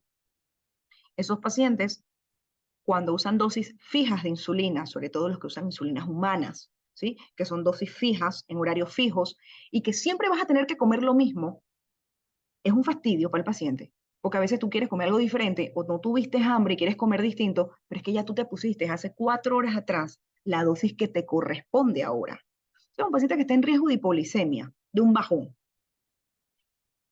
Si es un paciente que no tiene la capacidad ya o que ha perdido, tiene un daño por lo largo tiempo que ha estado con diabetes, si ha tenido una diabetes de muy largo plazo, puede hasta perder la capacidad de detectar el bajón de azúcar. O sea, que no va a sentir los síntomas cuando esté en 80 o en 70, sino que me va a hacer síntomas cuando esté en 30 a punto de convulsionar. Entonces, el sensor le va a avisar cuando él ya esté en 80 o cuando él esté en 60 para decirle, ¿sabes qué? Por favor, mira que tu azúcar está bajando. Entonces le dice, ay, pero no me siento nada. Ok, no te sientes nada, pero está baja. Tienes que hacer algo por ese azúcar baja. Entonces, eso nos ayuda en el monitoreo continuo. Son parte de las ventajas que hay. Y el ADA, la American Diabetes Association y la Federación Latinoamericana de Diabetes, desde el año 2009, ya incorporan oficialmente en toda su guía un capítulo dedicado solo al uso de tecnología. Y cuando hablamos de tecnología, es desde el dispositivo con el que te pones la insulina, o sea, la jeringuilla normal, hasta las plumas, hasta las bombas de insulina, desde el glucómetro sencillo, hasta los monitoreos de continuos de glucosa, hasta las infusoras de insulina. O sea, te hablan de todo. Y ahora están incorporando en los últimos 5 años, están incluyendo las aplicaciones de teléfonos móviles, que son una guía y un descanso para que tengas que anotar. Incluso hay, Inés, hay aplicaciones para ayudar a conteo de carbohidratos de los pacientes, que son muy útiles. Mi hija usa una que se llama disque Carbs and Cals, que si no tiene con qué pesarlo, visualmente te dice cómo es la porción en tu plato y te da un aproximado. Entonces ya tú, hey, ya no tengo que estar ahí, ¿cuánto será? ¿Serán 15, serán 30, serán 45? Porque por lo menos la mía, mi hija, que usa infusora de insulina, tiene que saber contar carbohidratos porque su dosis de insulina está medida de acuerdo a lo que ella va a comer. Entonces, tú te imaginas la presión dicen que un diabético, sobre todo los diabéticos tipo 1, hacen 80 veces más 800 veces más cálculos mentales que una persona no diabética por día. Es un agotamiento mental increíble. Sí, Inés, te dejo. Perdón.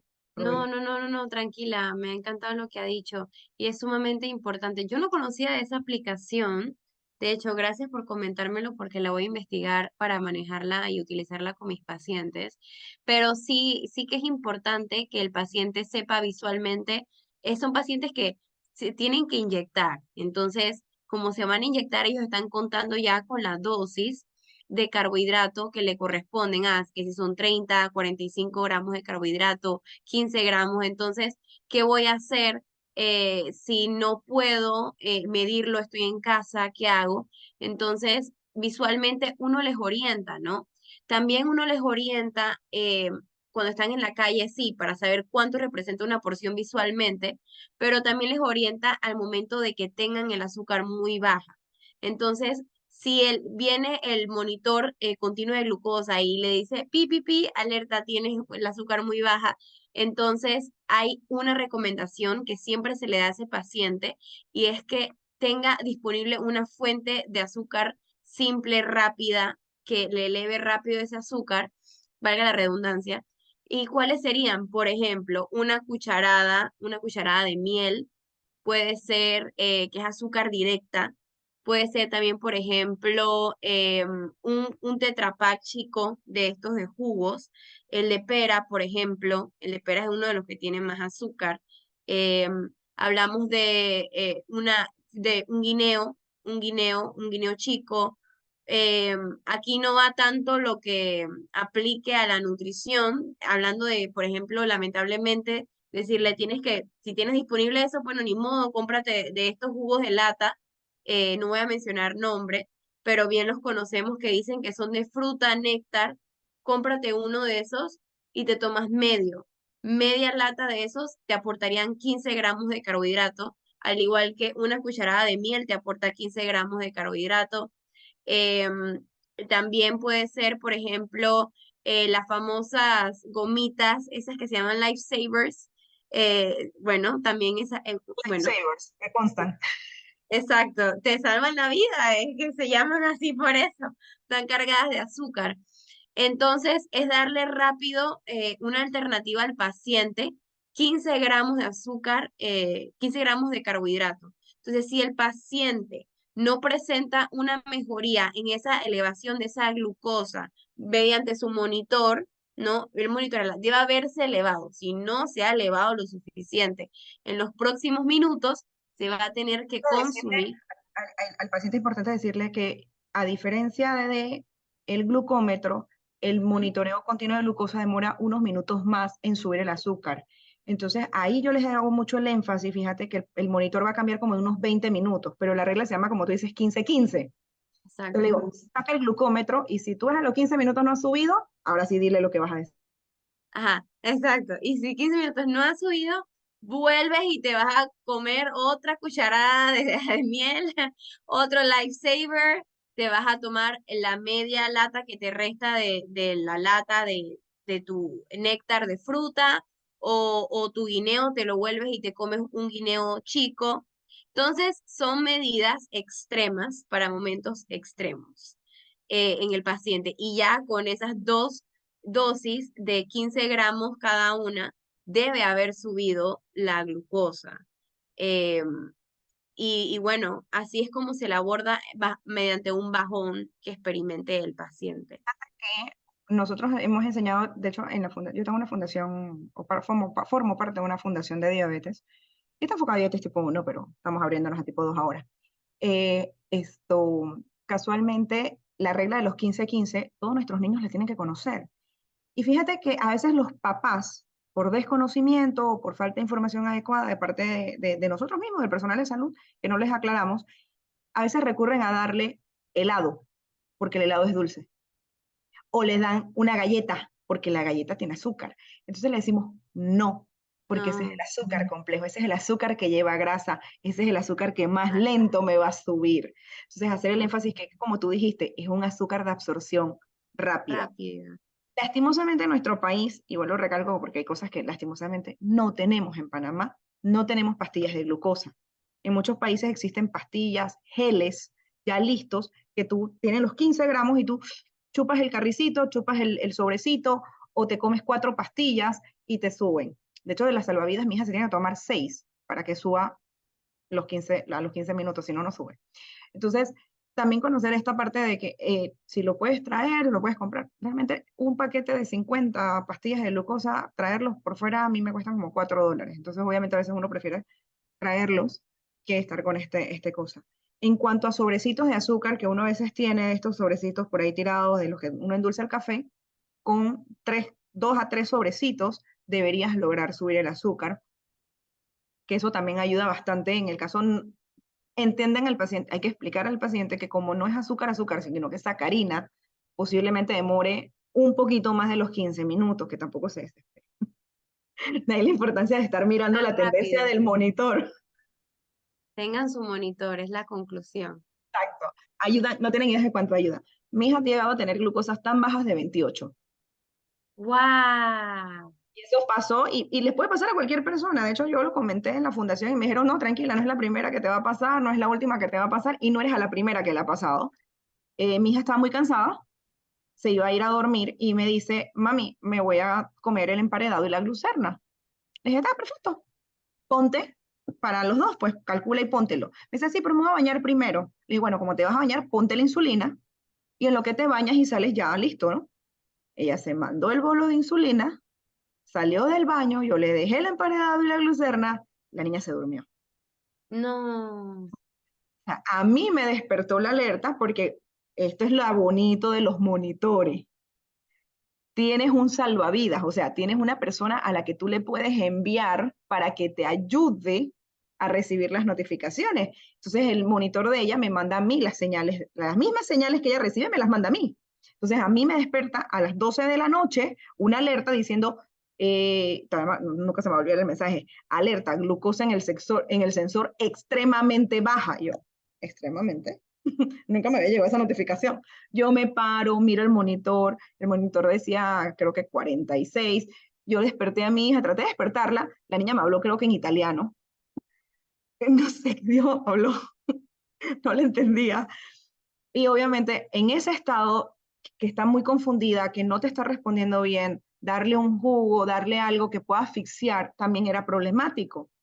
Entonces, tampoco hay en Panamá lo que deberíamos utilizar. Como le dije, no hay gel, porque hay unos geles que tú puedes poner en los carrillos de la boca y eso ayuda a subir porque estos lugares absorben muy rápido el azúcar. Entonces, lastimosamente, pues tuve que recurrir a lo que no nos gusta.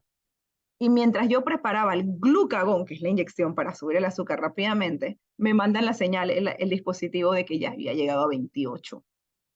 Cuando yo voy a ponérselo, mi hija ni siquiera se enteró que yo le metí una aguja en el muslo, que era súper gorda, la aguja, la inyecté, no sé qué, como a los 15 minutos empezó a subir, eso sí, súper rápido. Yo creo que no demoraron ni 15 minutos y ya el azúcar iba subiendo a 50 y tanto. Cuando ya teníamos casi media hora, ya estaba arriba de 100 el azúcar. Ahí la senté. Dije, por favor, párate, necesito que te tomes ahora la glucerna, porque ya te inyecté. Entonces ella ahí media dormida, despierta, se toma la glucerna, se acuesta y yo le había apagado la bomba de insulina. O sea que cuando me desperté, la alerta siguiente era glucosa extremadamente alta, estaba en 400 y pico. Me fui de un extremo a Wow. otro, pero porque el miedo fue tanto que se la apagué y se me olvidó volvérsela a prender. Sí. Como eso le manda la dosis por hora basal, pues obviamente se les descontroló. Pero para que veas que lastimosamente el monitor sí te sirve para las alertas. Entonces, obviamente la alerta de ella fue una cosa que iba subiendo, bajando rápidamente, porque al haberse inyectado la insulina y no haber comido nada, el cuerpo utilizó todo el azúcar que tenía en sangre disponible en ese momento, entonces cayó muy rápido. Entonces, de ahí saber qué hacer, como dice Inés, saber qué alimentos tienes que darle, qué tan rápido, cuáles sí, cuáles no, porque lastimosamente, como te digo, me ha pasado con niños en la fundación que los papás dicen, es que yo le di helado y no subió. Y yo los miro yo, helado no, eso está prohibido, eso lo puedes dar después. O sea, a veces le digo, dale azúcar puro, dale la miel, dale el jugo, hasta Coca-Cola les he dicho que le den. O sea, dale un tercio, un tercio de taza de Coca-Cola sube así el azúcar. Sí, así es. Y después de eso, dale la galleta, dale el helado, dale la glucerna, para que mantenga entonces ese azúcar ahí hasta normalizar. Pero sí es la estrategia que te decía, por eso te digo, es importante porque a veces el paciente empieza a comer, busca cualquier cosa con azúcar o mira el primer error que cometió una amiguita de mi hija, de hecho mi hija lo corrigió en el colegio haciendo educación física, tuvo un bajón hasta 54 y la amiguita tan bella le fue a comprar un cinnamon. Ay, no, qué bella, pero no, Mi hija no dice me que no, sirve. me lo como después, pero ahorita no puedo, tengo que buscar el azúcar. Pero qué linda, o sea, Ahí esa qué empatía en bonito. colegio. Exacto. Sí, y que su hija también sepa, eso me encanta. Al final está bien educada sobre qué tiene que comer cuando tenga un bajón. Y eso es lo que hay que enseñarle a todos los pacientes. Qué alimentos sí y que siempre tengan en su bolso, donde vayan, tengan o sus 6 gomitas de Lifesaver, no digo que la Coca-Cola, porque no, pero tengan, por ejemplo, miel. Yo tengo un paciente que lleva su frasquito de miel con él y está perfecto, o su juguito de pera, Incluso Tetra Pak. muchos hacen estos, ellos mismos preparan como la porción en varios frasquitos. Tengo uno que Sí, hace eso, que tiene 3 frasquitos de miel y me dice, yo me tomo uno, no me mejora, a los 15 minutos me tomo el otro, no me mejora, me tomo el otro. no tomo el otro. Exacto, ya están preparadísimos. Entonces, qué bueno saber eso. Y yo diría que esa es la actualización que en este momento se está dando también en la nutrición, ¿no? Enseñarle al paciente cómo manejar su azúcar en sangre, que él sea el que controle. Él tiene el control de eso, él tiene que saber controlar eso. Queríamos añadir una última pregunta ya para ir cerrando, que ha sido tan buena toda esta conversación que nos hemos extendido tanto, pero es que hay demasiado de qué hablar de la diabetes. Y que es un mundo como turbio, la verdad, porque siempre es como que azúcar, pero ¿qué más? O sea, como que nadie realmente sabe qué hablar o qué decir, qué explicar. Y bueno, uno último que creo que no habíamos mencionado era que pasa con la hipertensión también es si un paciente diabético puede pretender, ya tomando su tratamiento y todo controlado, que sus niveles de glucosa estén igual que los de un paciente normal o no diabético, por decirlo así, porque pasa con el hipertenso que todos después del tratamiento quieren estar abajo de 120-80 cuando no se puede o no se espera por lo menos que sea siempre así. Mira, no sé si te capto, pero lo que uno busca, o por lo menos yo busco en la consulta con mis pacientes hipertensos, diabéticos, dislipidémicos, es que logren metas. Entonces, uno tiene que establecerle al paciente metas, pero ojo, la meta tiene que ser realista. Yo tengo pacientes que me han llegado a mí con 23% de hemoglobina glicosilada. O sea, ese señor era un terrón de azúcar. Caminaba por ahí, era dulcito. Yo no puedo esperar en un año tener un 6% o un 7% de glicosilada de la meta de la ADA que te dice que el paciente debemos aspirar al 7%. No lo puedo hacer. Tengo que ser consona con lo que tengo al frente. Entonces, ese paciente, mi primera meta era decirle, vamos a bajar hasta un 10%. Vamos a llegar al 10% que debiste haber llegado cuando estabas diagnosticado en ese momento, no cuando tienes 23, pero vamos a llegar al 10% en un año. Y de ahí partimos. Que no es lo mismo que a mí me llega un paciente, ¿sí? Y te estoy hablando solo de hemoglobina glicosilada, pero hay otros parámetros que voy a mencionarte ahorita. Entonces, ojo, si un paciente a mí me llega diabético y me dice, doctora, yo estoy recién diagnosticado, tengo 8% de hemoglobina glicosilada, yo voy a hacer todos mis cambios posibles, es una persona joven, una persona que se ve que está comprometida, a esa persona, como dicen, se le educa de cuáles van a ser sus cambios, se le enseña cómo tomar sus medicamentos. Sofía, yo te garantizo que ese paciente puede llegar al debajo del 6,5%. Sí lo puede llegar a hacer. Yo tengo pacientes diabéticos tipo 1 que tienen más de 50 años de edad, que su hemoglobina glicosilada es 5,7%. No menciono a mi hija porque por su adolescencia la mujer está en 6,7, 7, está dando tumbos ahí en la vida.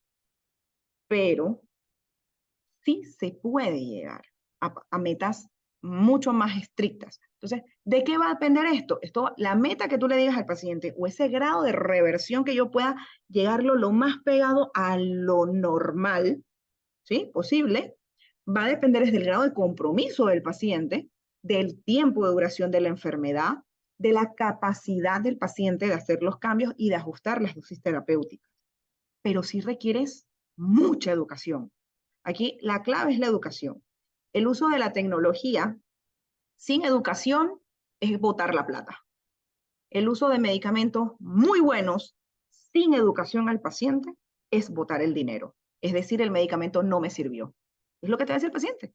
Pero no te sirvió no es porque el medicamento sea malo, es porque no supiste utilizarlo, porque no estabas en sintonía de cómo era la situación o no supimos llevarte de la mano para ello. Entonces, hay que jugar mucho con la educación de poder saber y establecer cuál es la meta y decirle al paciente cuáles son sus metas reales. O sea, ya te digo, mi paciente del 23% me dice, ¿y yo voy a dejar de ser diabético? Señor, no. O sea, vamos a ser clarito, usted jamás va a dejar de ser diabético.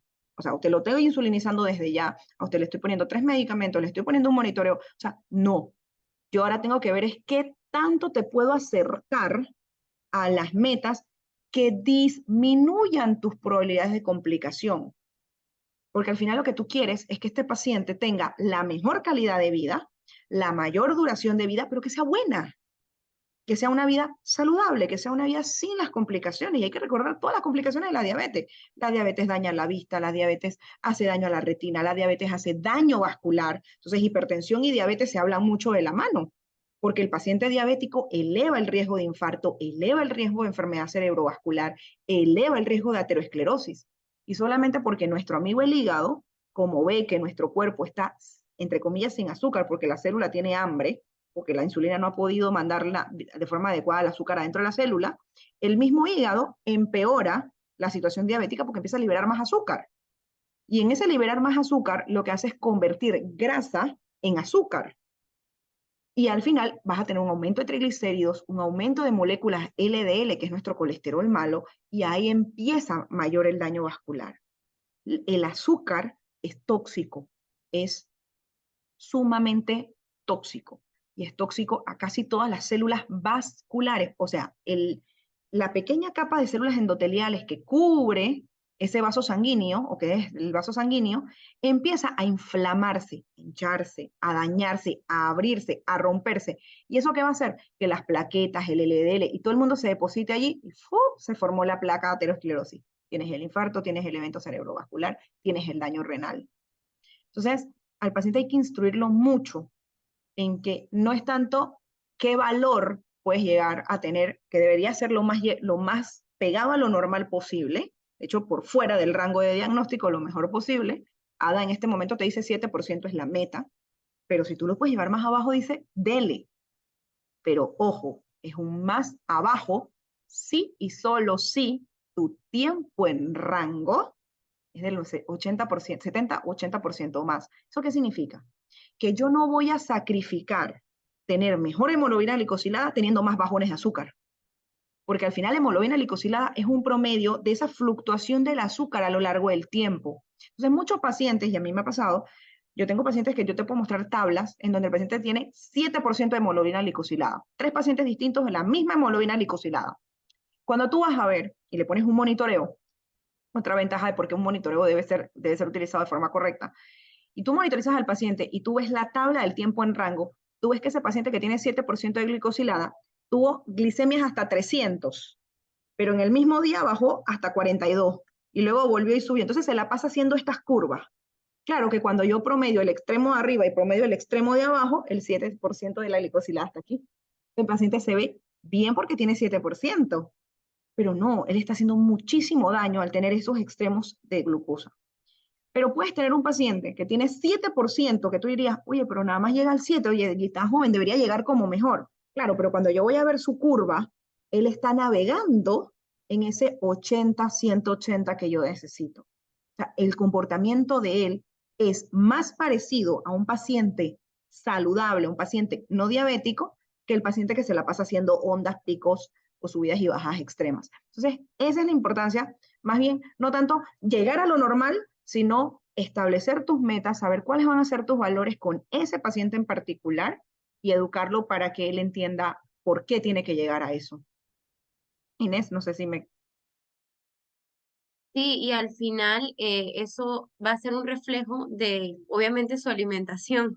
O sea, que no tenga tantos esos picos, ¿no? Y que ese 7 sea un reflejo de la alimentación que se le ha tratado de llevar, de educación, todo esto, eso va a depender del paciente, ¿no? Entonces yo creo que aquí va muy de la mano el tema de tanto de la alimentación para que él pueda ser un paciente que llegue a lo más sano posible, pero también va muy de la mano con la doctora, ¿no? Con lo que dice la doctora, que el estilo de vida, todo el tema del sueño, el tema bueno, del ejercicio físico, como veníamos hablando. Entonces, no es que no sea imposible, sí que se puede llevar como a un paciente hipertenso. Sí se puede, pero todo va de parte del mismo paciente, su compromiso.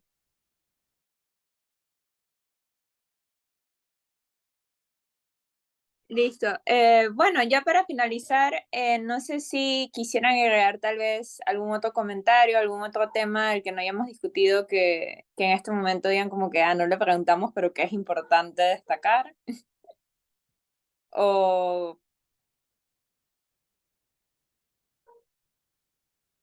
Mira, bueno, yo te voy a ah, comentar algo que para mí es importante, y es que diabetes, que es una enfermedad que cada vez está aumentando más en nuestro país, tenemos que recordar que en el último estudio de prevalencia tenemos 9% de población solamente en Panamá y Colón diabética, lo cual es bastante. Es menos que la hipertensión, que es alrededor del 30%, pero es un número significativo. O sea, no, un 9% de población diabética es una población altamente diabética.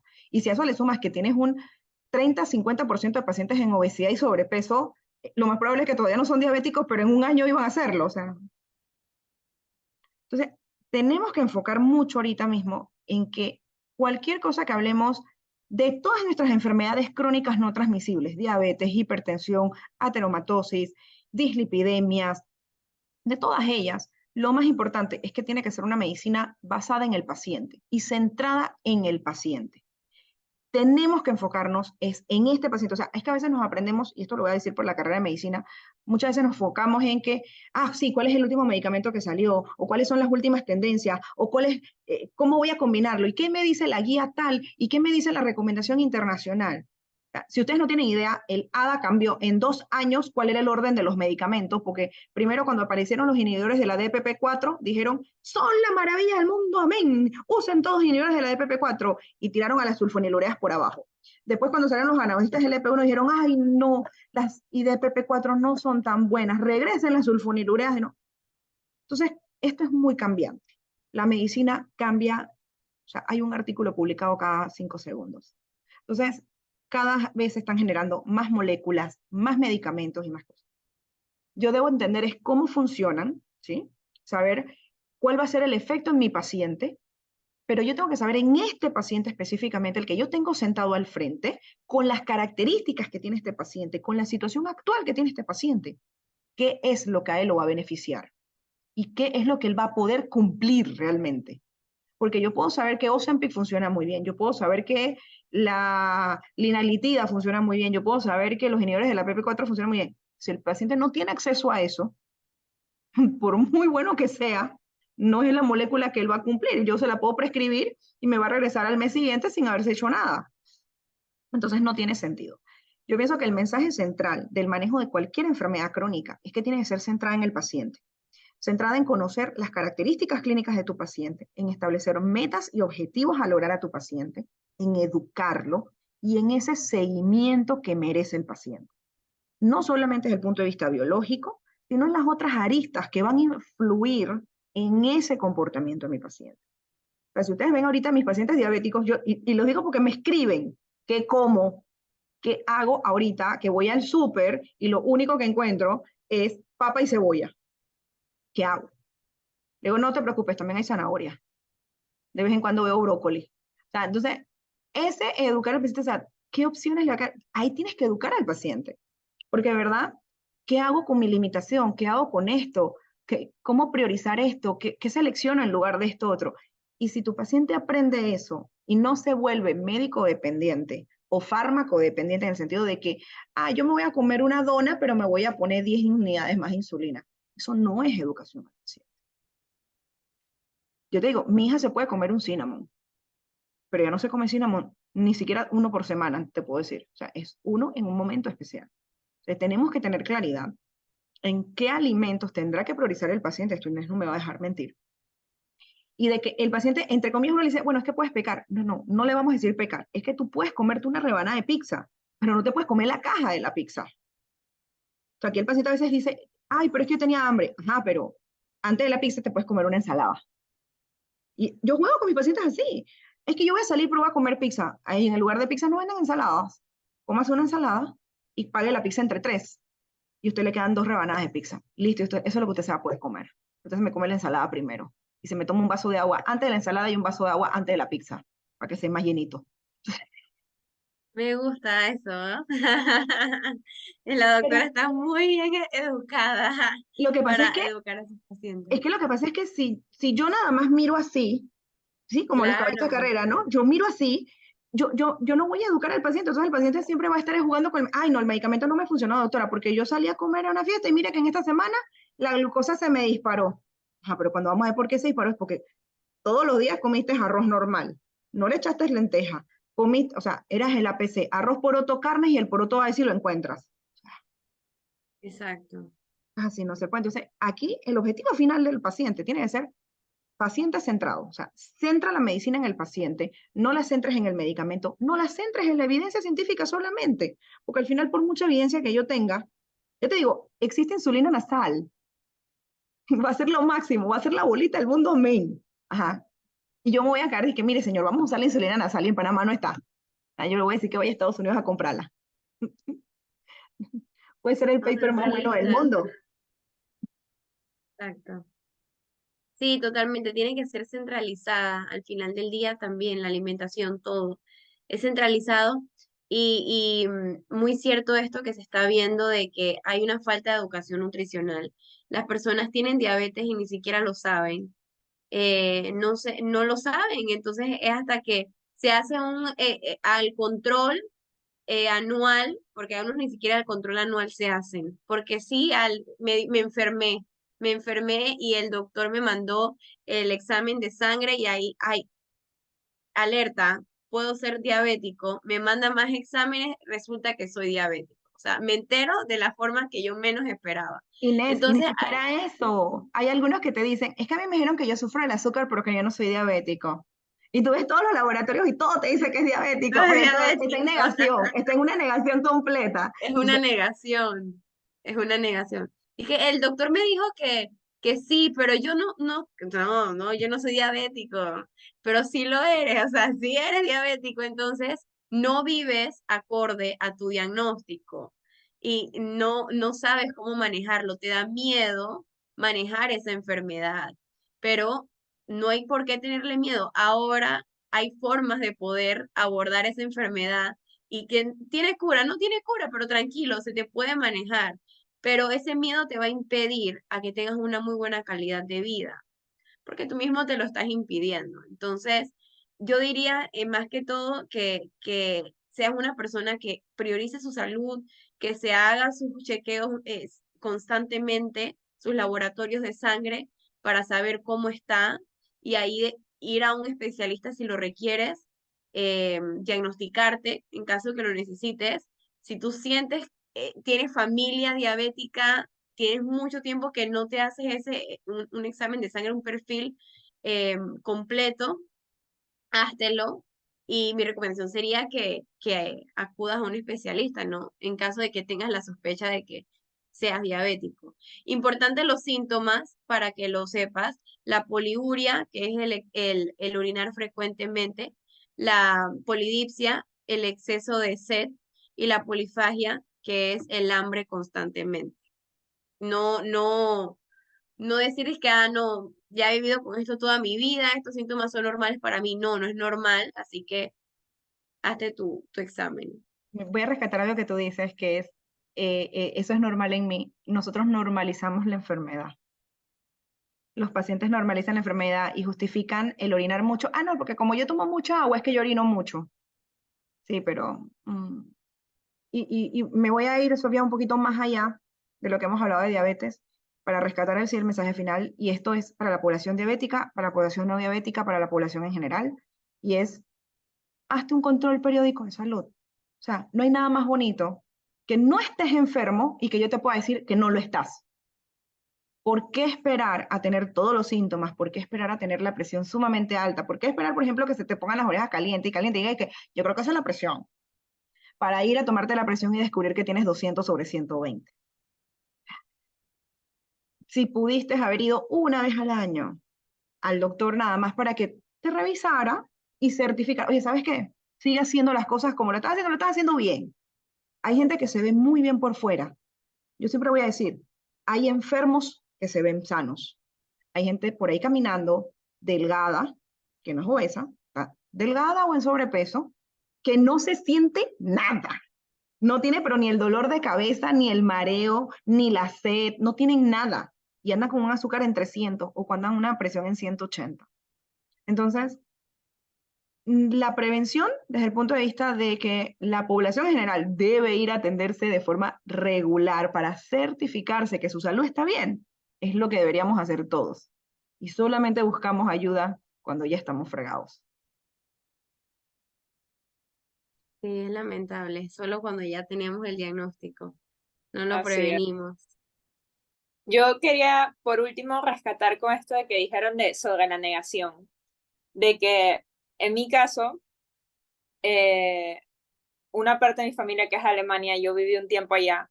Desde que yo tengo memoria, mis dos abuelos son diabéticos tipo 2, al punto de que ya se inyectaban insulina. No eran los mejores pacientes a nivel dietético, todo era dulce, todo lo más, pero vivían normal. Tenían su actividad física normal, que el jardín, en la casa, lo demás. Pero cuando yo llegué a Panamá, todo el mundo hablaba de diabetes con... ¿Qué es lo primero que piensa alguien con diabetes o que conoce a alguien de diabetes? Se quedó sin el pie. Me mocharon. Entonces yo siento que esa es la negación, porque para mí diabetes era como cualquier cosa, porque dices que te inyectas tu insulina, haces tu ejercicio y tú vives bien, porque yo nunca vi a mis abuelos ni a los conocidos con nada malo. Ellos estaban tranquilos que, oye, como yo era una niña, yo decía, se les sube el azúcar y ya pues. Y tal, eso que ellos se llenaban de dulce.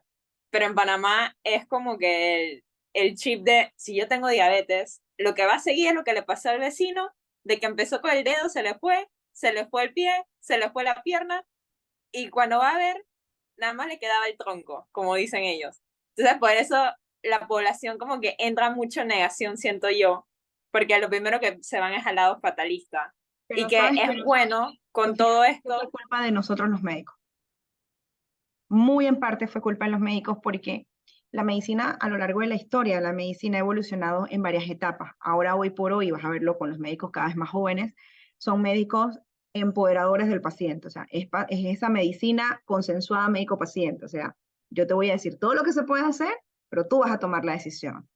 La medicina de antes era una medicina mucho más paternalista, en donde el paciente tenía que hacer lo que dice el médico y si no lo hago te castigo o te amenazo.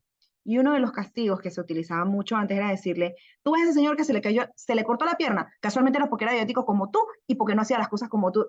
Entonces nos fuimos inculcando de miedo a nosotros mismos. Todo ese paciente que está en diálisis, ya le tuvimos que poner insulina. Entonces, claro, ahora uno asocia insulina a diálisis o asocio insulina pie cortado. No es así. Entonces, esa medicina paternalista que hizo eso, que se basaba en el miedo, en el acorralar al paciente, lo que hizo es que los pacientes no quisieran salir de ese enconchamiento, ¿verdad? Y al punto tal de que no lo tengo, no lo tengo, no lo tengo, no lo tengo, no lo tengo, no lo tengo, no lo tengo, no lo tengo, no lo voy a tener, no lo puedo, hasta que 20.000 personas no me digan que no lo tengo, para mí no lo es. ¿Por qué? Porque ni veo el pie cortado, ni me siento mal, porque cómo puede ser posible que si yo no tengo el pie cortado, ni estoy en diálisis, ni estoy en insulina, porque yo lo tengo, o sea, yo no lo tengo. Eso era la negación. Entonces, fue mucha culpa de nuestro propio sistema de salud. Afortunadamente, siento que eso ha estado cambiando con los años. Siento que ha habido mucho cambio en mentalidad.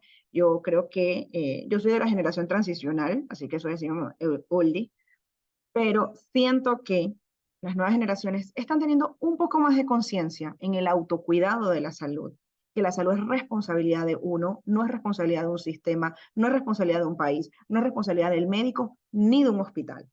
La salud debe ser responsabilidad de la persona, de la propia persona. Entonces, de ahí porque eso te digo, por eso para mí el énfasis en ir a buscar tempranamente la ayuda, no porque me sienta mal, sino porque quiero certificar que realmente estoy bien. Entonces, creo que eso debería ser nuestro enfoque en cualquier enfermedad. Que, ok, te salió el diagnóstico, ¿qué puedo hacer yo ahora? Que ya tengo el diagnóstico para evitar que esto progrese, o como lo han mencionado varias veces, tratar de revertirlo, echarlo para atrás lo más que pueda, pues. Pero yo le digo a la gente, entre más normal podamos tener el nivel de glucosa, menos riesgo vas a tener de complicaciones. Y si aparecen, aparecen mucho más tarde. Que tú vas a poder disfrutar una vida y vas a poder hacer muchísimas cosas más si estás mejor controlado. Y la única manera de hacerlo es siguiendo las instrucciones, haciendo las cosas bien y aprendiendo. ¿Por qué? Porque eso sí no lo tolero. Yo no tolero un paciente que a mí me llegue, o sea, tiene cita conmigo cada 3 meses y me diga, doctora, yo tengo 2 meses y medio que yo tengo el azúcar alto. Yo no puedo con ese paciente. O sea, ahí sí lo voy regañando de salida. O sea, ¿cómo es que tú tienes 2 meses y medio y tú qué has hecho? De lo que te enseñamos, ¿qué decisiones tomaste?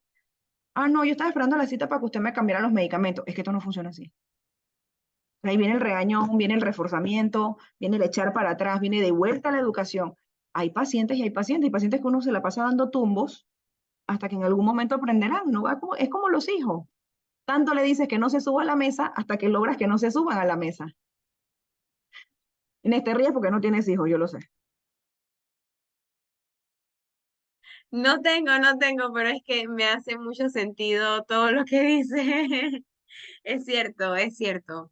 Ya de tanto, hay pacientes y hay pacientes que no les tienen ya, o sea, no aprenden con los golpes, simplemente aprenden con la orientación, con la educación, porque simplemente yo creo que se han llenado tanto de amor propio que dicen, no, ya, o sea, no lo voy a hacer porque no, voy a cuidar mi estilo de vida. Esto es un todo, no es solamente algo en específico que tengo que cambiar, es un todo. Entonces, ya dicen que sí, aceptan. Al final es una decisión propia y todos tenemos como esa libertad de hacer los cambios, pero creo que al final es eso, o sea, parte de la decisión de uno mismo y de su propio amor. Ujú. Bueno, ya para no extendernos más, que ha sido una súper conversación la que hemos tenido aquí. Queremos dar gracias de parte de todo el equipo, de parte de Scope, por haber asistido aquí a hacer este podcast con nosotras, a hablar de este tema tan importante y también que nos compartan sus redes sociales para que todos los oyentes las puedan seguir y puedan seguir aprendiendo no solo de diabetes, sino de todas las demás enfermedades que pueden prevenirse con educación médica, con educación dietética, que solo haciendo cambios de estilo de vida hay muchas enfermedades que se pueden prevenir, que no siempre solo es el golpe de, ay, toda mi familia lo fue, yo lo fui, ¿para qué? O igual me voy a morir, porque voy a cambiar mi comida para que vean que uno puede hacer el cambio de estilo de vida y como dicen, uno puede seguir comiendo rico, porque no todo tiene que ser de una forma. Entonces, esto que siéndoles a ustedes, diciendo sus redes sociales, ellos puedan ver que ustedes lo demuestran, que hay formas y formas de cocinar, formas y formas de hacer actividad física, que no es matarse todos los días en el gimnasio. Tal vez a mí me gusta quedarme 3 horas en el gimnasio, pero no todo el mundo tiene el tiempo, no todo el mundo tiene las ganas o simplemente no le gusta ir al gimnasio, le gusta nadar, como decía Inés hace un momento, o le gusta jugar tenis o correr. Así que se puedan seguir educando con sus redes, sería súper que nos lo compartieran. Gracias, Sofía, qué linda. Así como dices, cada uno al final es centralizado, cada uno tiene que conocerse a sí mismo, tiene que saber sus gustos, sus preferencias, y el nutricionista, el médico familiar, llámese médico o cualquier rama especialidad de la medicina, tiene que saber orientar a ese paciente y que sea lo más personalizado ese tratamiento posible.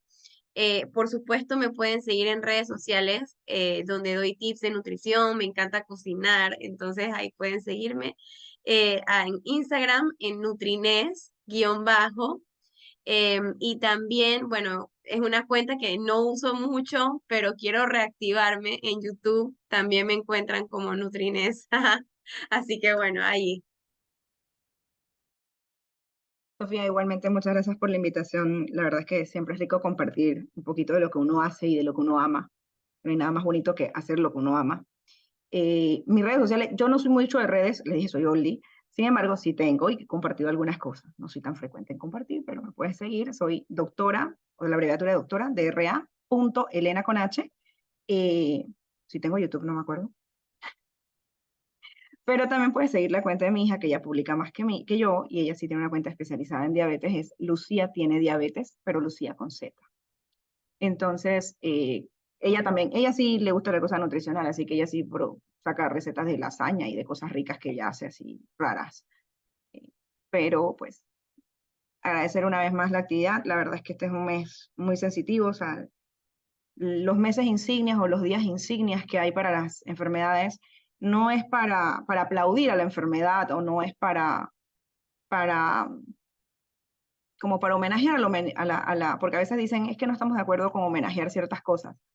Realmente los días están enfocados es a hacer conciencia de que esto existe y de qué cosas hacer para que baje su número, para que deje de existir o para que minimice las complicaciones a largo plazo que puedan tener. Sabemos que la diabetes es una de las enfermedades que impacta mucho en la vida de las personas, porque decir diabetes es prácticamente condenar a una persona. Eso es lo que el paciente siente. Hay que ser honestos. Yo he tenido pacientes desde diabéticos tipo 2 hasta diabéticos tipo 1 que cuando uno les da la noticia es sumamente devastadora, porque lo asocian, como les he dicho, a muchos eventos negativos. Entonces, cambiar un poquito ese chip a través de la concientización, visualización de la enfermedad. Antes a mí me decían un diabético tipo 1, un diabético tipo 2 no puede ser deportista o no puede hacer ejercicio. Hoy por hoy sabemos que han salido ya en varias redes, no sé si lo conocen, hay ya tenistas que han confirmado ser diabéticos tipo 1, futbolistas de alta gama que son diabéticos tipo 1. Hay actores de cine y cantantes de rock que son diabéticos tipo 1. Hay gente que, no se conocen, digo, Oli, nuevamente, Tom Hanks tiene diabetes tipo 2. Y no van a decir, es que porque Tom Hanks tiene plata y se cuida y no sé qué. Mantiene un estilo de vida saludable. O sea, el señor come vegetales, ¿qué vamos a hacer? O sea, aprendió a comer vegetales. Y él te lo dice, no me gustaban y lo como.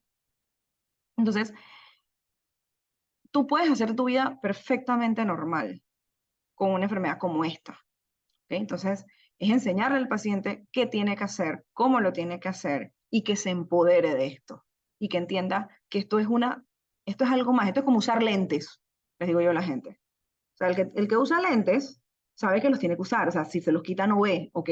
Si tú no comes adecuadamente, si tú no haces actividad física y si no usas los medicamentos que tienes que usar, pues se va a empeorar la enfermedad del azúcar y vamos a tener complicaciones. El que no usa los lentes no ve y se estrella. Así. Entonces el paciente dice, bueno, okay, no es tan malo. Y digo, no, no es malo, o sea, no existe la diabetes buena, no existe la diabetes mala, simplemente existe diabetes. Porque eso a mí me lo han preguntado. ¿Y qué cuál tengo yo? ¿La buena o la mala? Tienes diabetes, o sea, no tienes azúcar, estás azucaradito. Ahora hay que desazucararte. Y no tienes idea de cuántas personas son diabéticas por culpa de las bebidas azucaradas. Panamá tiene un alto consumo de bebidas azucaradas, pero es impresionante. Yo no sé si ustedes leyeron hace poco, y esto yo creo lo puedes borrar después al final, pero no sé si leyeron el último estudio que sacaron con cáncer de mama, la publicación que hubo de los cánceres en las provincias de Azuero y Los Santos, perdón, de Veraguas y Los Santos, sobre la incidencia de cáncer de mama en comparación con la provincia de Panamá, y que estuvo enfocado en qué comen. Y fíjate que las incidencias más altas de cáncer de mama que estuvieron en Los Santos y en Veraguas tenían mayor consumo de carnes rojas, mayor consumo de alimentos procesados y mayor consumo de bebidas azucaradas y menor consumo de vegetales. Entonces, no lo vean, no lo quieres por diabetes, no lo veas por diabetes, míralo por cáncer, míralo por hipertensión, míralo por cualquier enfermedad. O sea,